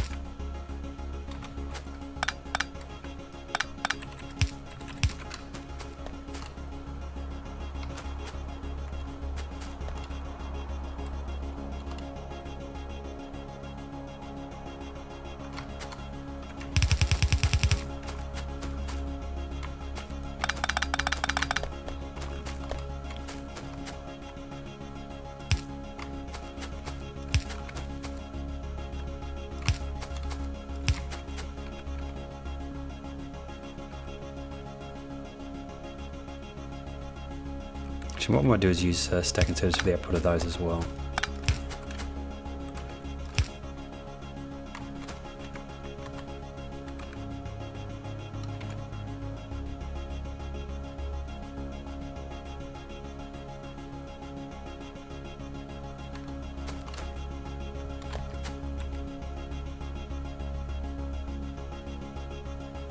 The thing is, with this process, having pipes on their own belt doesn't make a whole bunch of sense because I suppose it makes sense in terms of the actual total number of items you need to get through, but it's kind of tricky to actually get the pipes to go on both sides of the belt. It makes me realise as well how unlikely that's ever going to be an issue. I think we could pretty much join up any of the belts with each other here. It wouldn't make too much of a difference.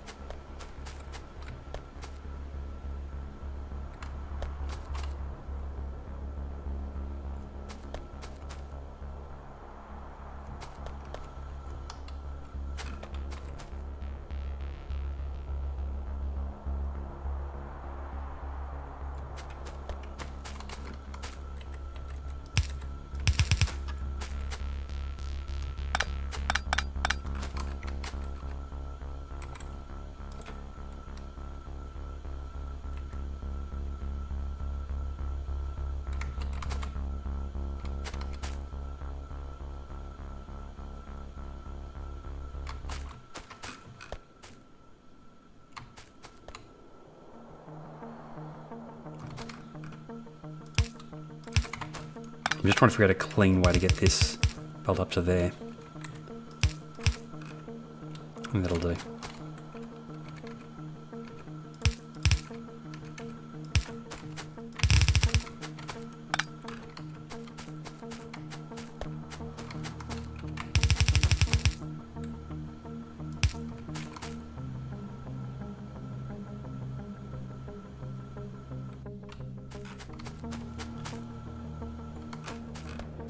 Okay, I think we're right to actually connect up all these inputs now. I'm going to end up with a lot of junk in my inventory, so let's disconnect the inputs to the existing yellow science. See if some of these materials get cleared out.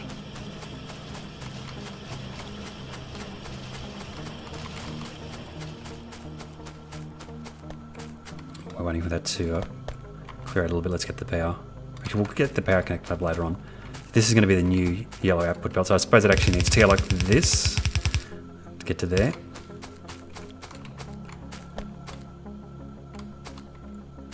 And let's start getting the inputs sorted out. Greens and reds on separate belts. And it's actually different to the way I've got this set up.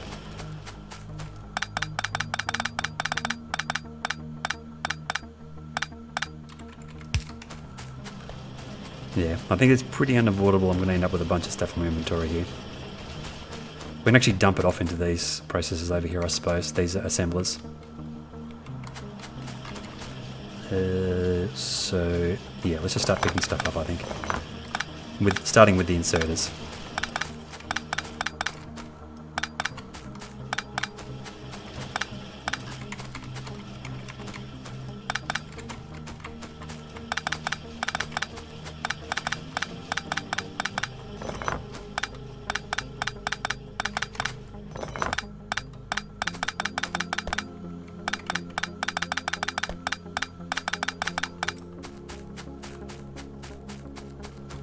If we want to run stuff directly across from the bus, there's a bit of business in the way, but I don't think we'll worry about that. We'll actually run it down and across. Well, actually across and then down.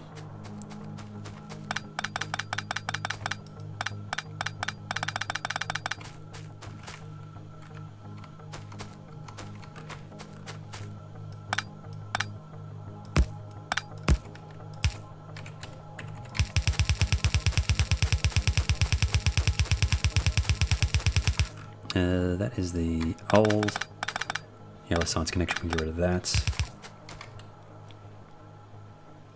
Let's leave. Add a little bit of a gap.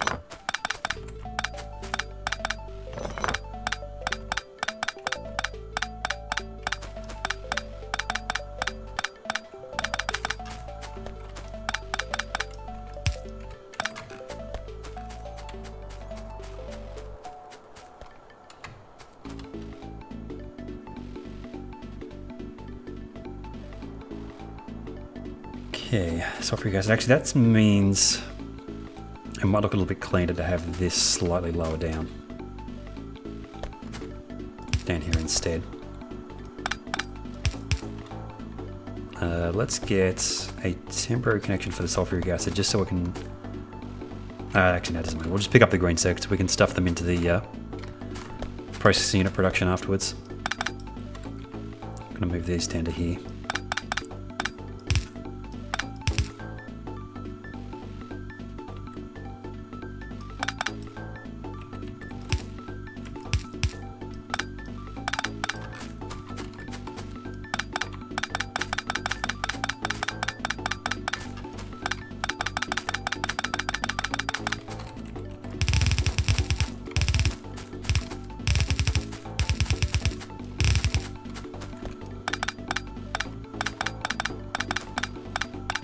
I should probably not actually connect up the sources to these before I'm actually 100% certain in the positions.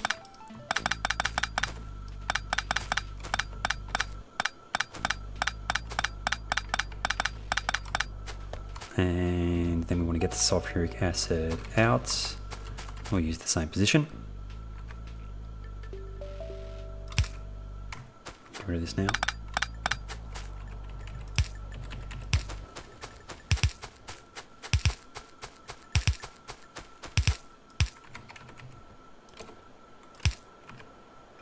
Actually, that's straight across.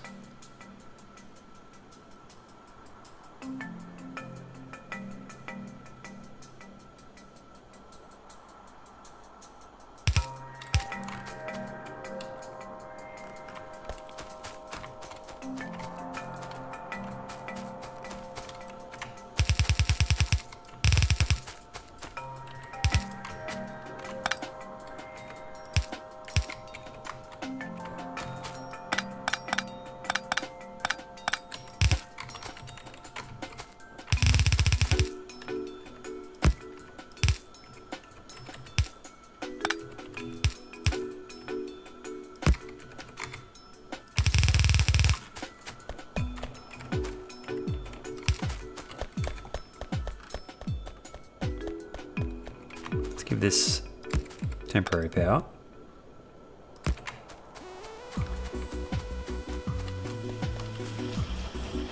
Just make sure everything's working correctly here.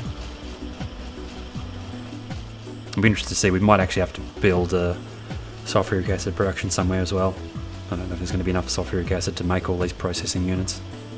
What we'll do, might as well, is while we're not actually producing any yellow science, is stockpile these processing units. That will give us the processing units we actually need to make the power armor and the fusion reactors.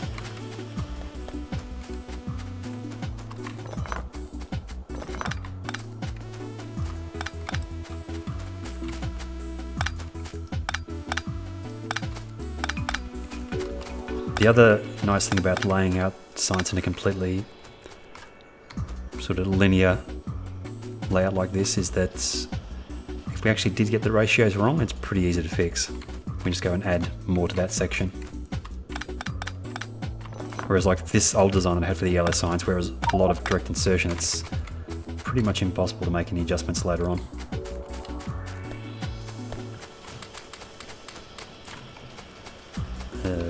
Does that need copper? It does. And I think it needed something else as well. I've got a bunch of circuits we can dump off into processing units.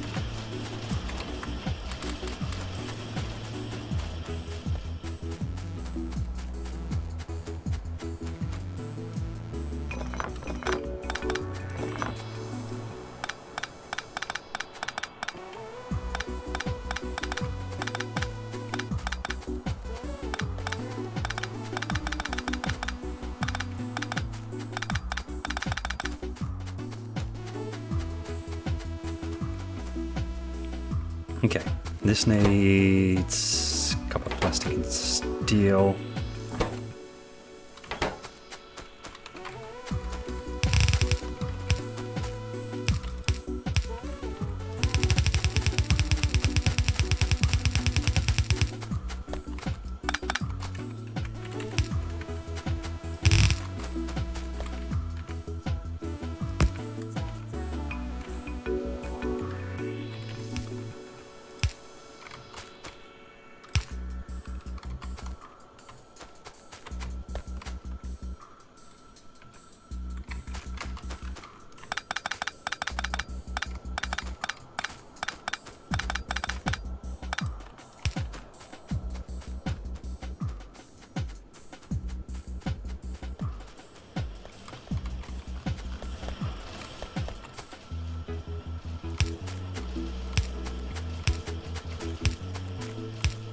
Probably be a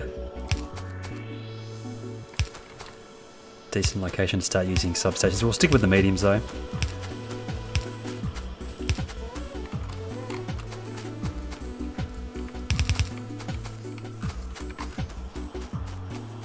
Keep it as an absolute perfect grid of medium electric poles.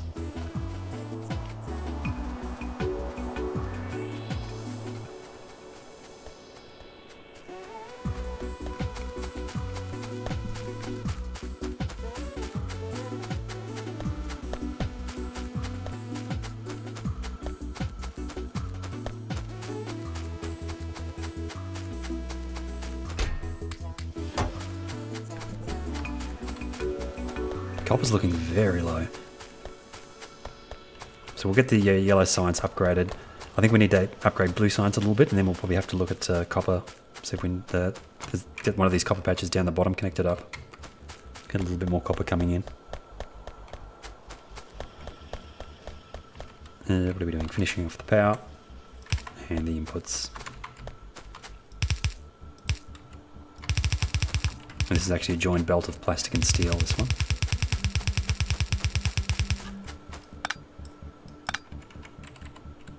So this should be the other way around. This should be going underneath this belt here.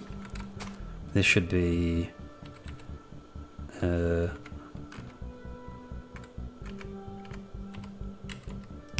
like this.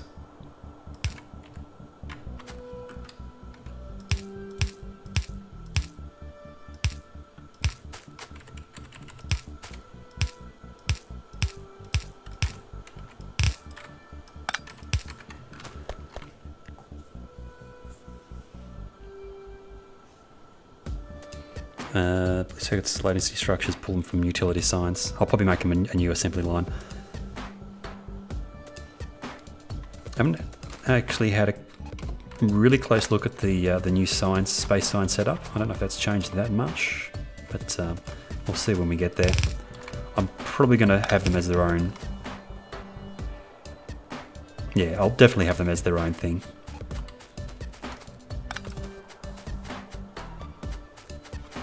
I think as I go through and do the redesign of the signs, I'll make sure that for the most part the signs is actually...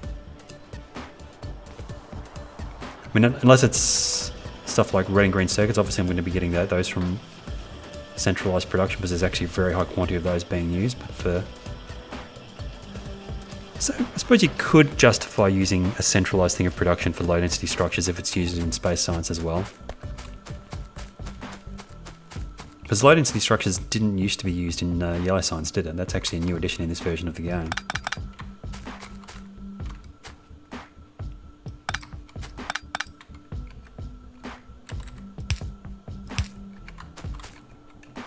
My general rule of thumb is if it's a very high quantity item that's used in multiple processes, then make it centrally and distribute it to the processes.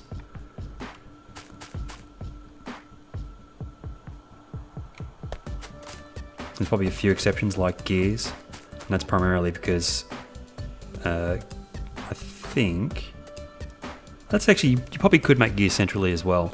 That's probably the other thing, because I think gears actually take up less space on belts than iron does. Is that correct, or is it the other way around? Gears. 2 iron plates, yeah, actually iron gears take up less space on belts than the iron does. It's not something I've ever really done. I think I might have done it in very early playthroughs, but I switched over to producing gears on site pretty early on. What are we doing? It's kind of in the way of the output for the... oh no, it's not, because that's going to be down here. That actually works out. Actually no, it's steel and plastic, so yeah, steel over there, and then it's going to join up to plastic over here.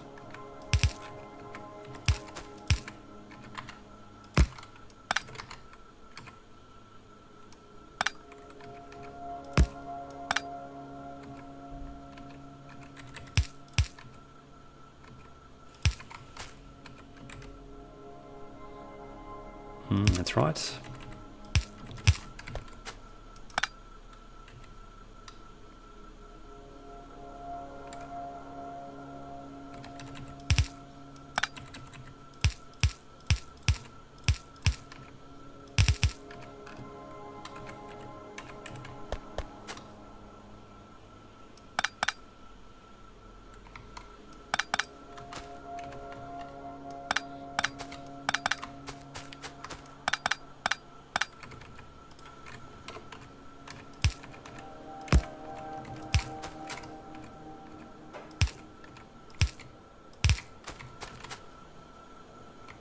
It is steel and plastic, right? If I got that correct? Yeah.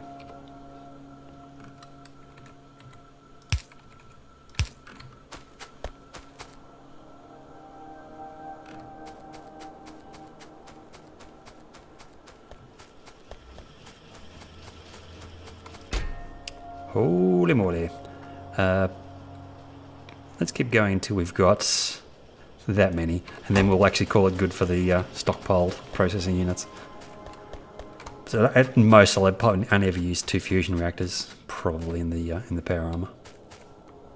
We need some to make the power armor itself as well, I suppose.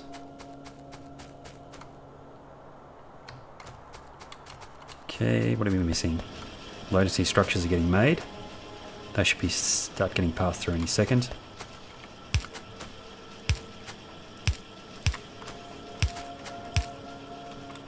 And flying robot frames as well.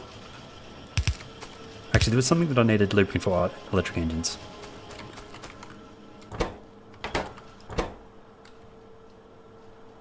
Yeah, it doesn't really matter which belt we put what item on here. Electric engines joining up with something, and then the other 2 items on the other belt. I guess we'll look at it from the other end, see which items are the easiest ones to connect up from the bus.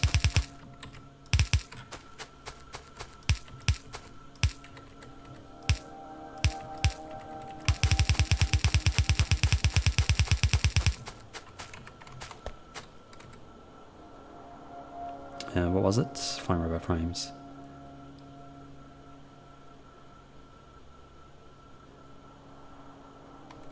Probably the batteries is going to be the easiest one to join up, I think.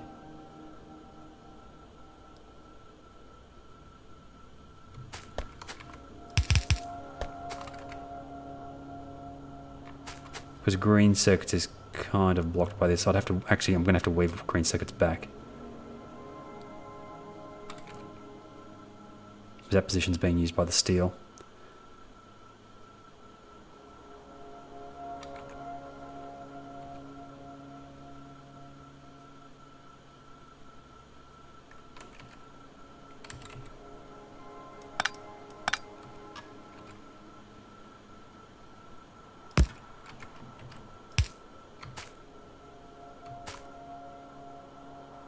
It's probably green circuits on this belt here.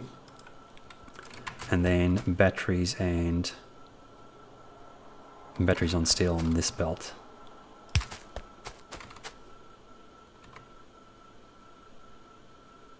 Do I want to hijack this somehow? Or run a separate steel belt in?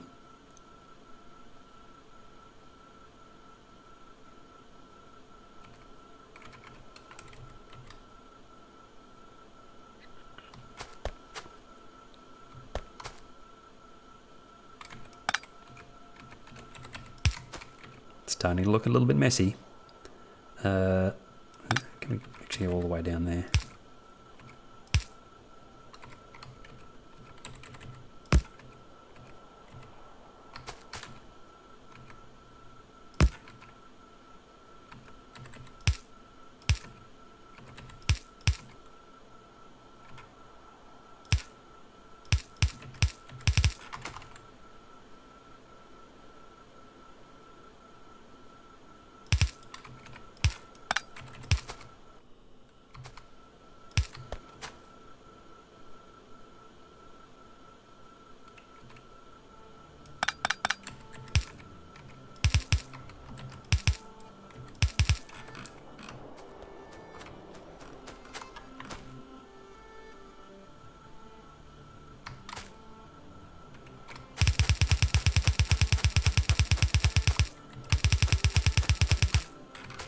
Ooh, and that's in the way as well. Let me do that some other way. That's probably an argument not to have it set up like this, actually.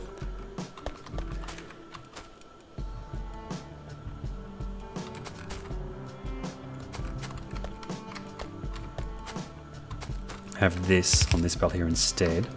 Run that directly through. And then do the join for the green circuits down here somewhere. Probably makes more sense.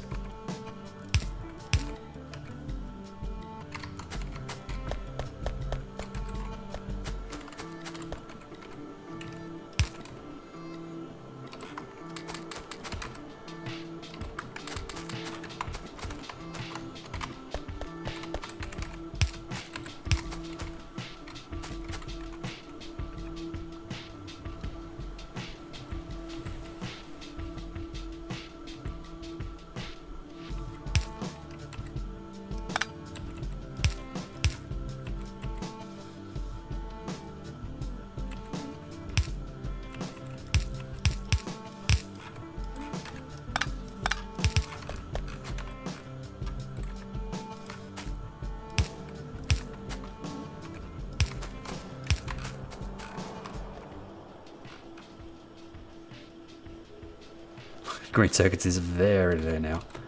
Yeah, I'll need to improve it. I think it might just be a copper issue, ultimately, that's causing the problem there. Yeah, so more copper required.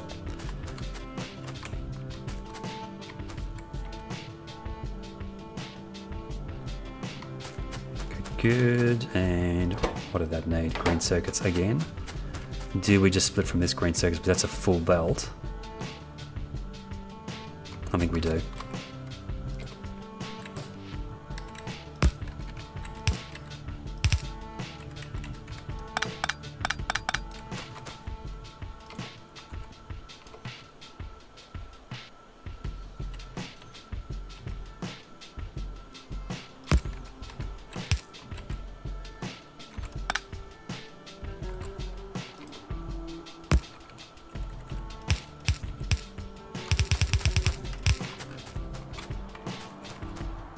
and then iron for both of these. So probably just a single iron, but actually we need steel down here as well.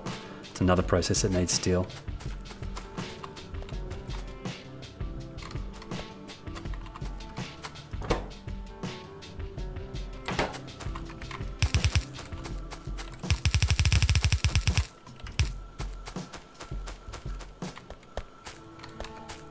Which one of these processes uses the least steel? 1, 2, 20. About the same. And do another steel belt split.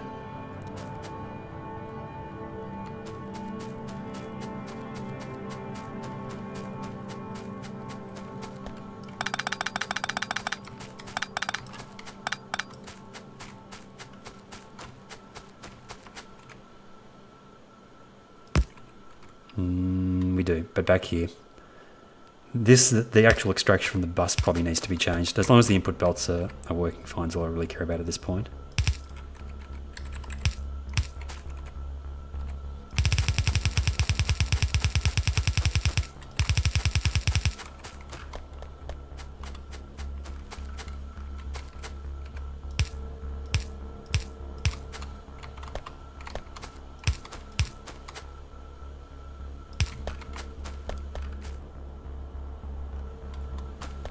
Okay, next up is the lubricants.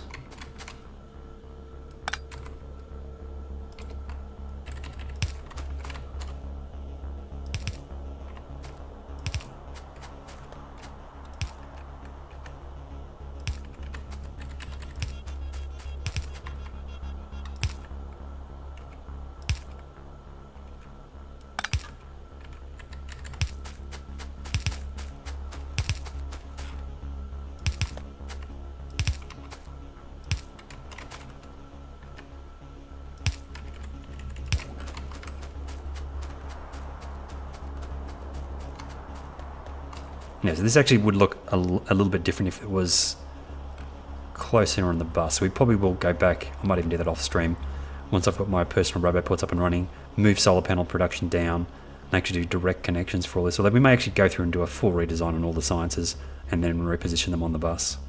Because what we'd do then is actually have all of these belts running directly in and not through this sort of bend. Which actually would give us more room on the bus to do the extraction as well. What are we missing? Engine, basic engines, gears which just need iron, that should turn on.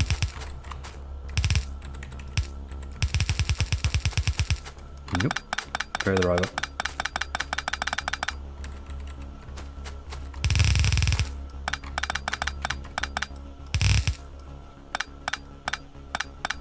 Let's try that again.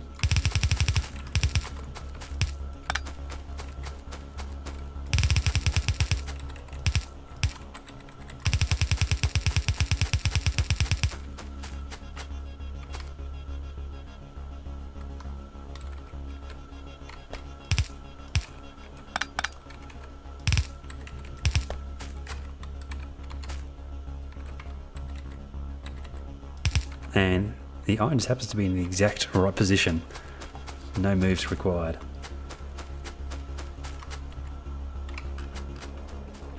I think that'll turn everything on. I think we should start producing yellow signs here. We can have a look at copper and green circuits, although I'm pretty sure it's the fact that there's no copper coming through tells me that's probably what's affecting green circuits.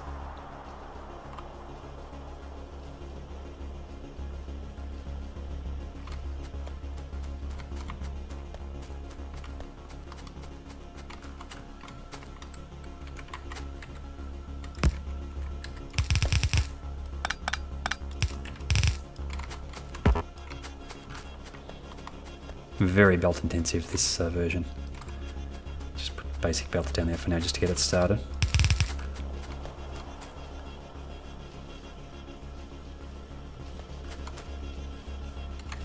Just make sure this all turns on.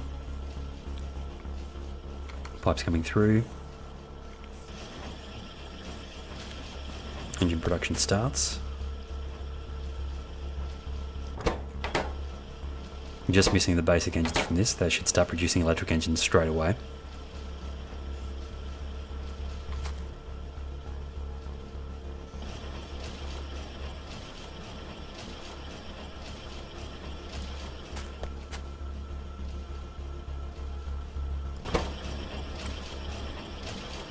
I think the same with these, yeah, just missing electric engines.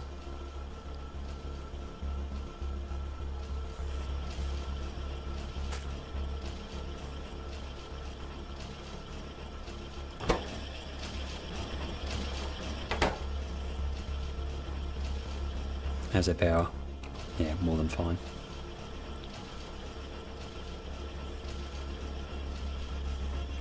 And that should be everything that we need to do science. I think we're probably just missing flying robot frames here. And that is fine, that's backed up now. Yeah, just flying robot frames. So when they start coming through, we should start producing yellow science, which means we can disconnect that. Get some more fast belts to finish off the bottom section there, and then we're done. Get rid of that. Just need to connect up the circuits just to control.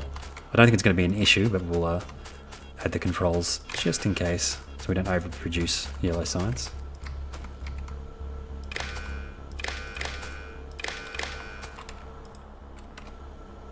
Yeah, there's no yellow science at the moment.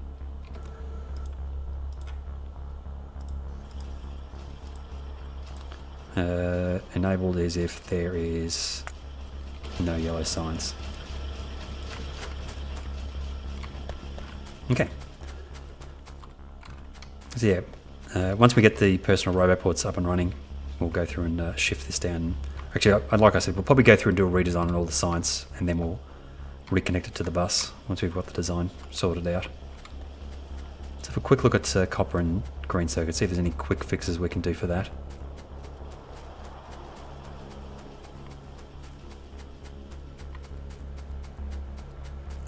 No, it is just copper. Okay, we'll leave that to next time. I think I'll call it there for the day. So next time, yeah, we'll get the an extra patch of copper connected up and finish off the research for personal robot ports and Parama Mark II.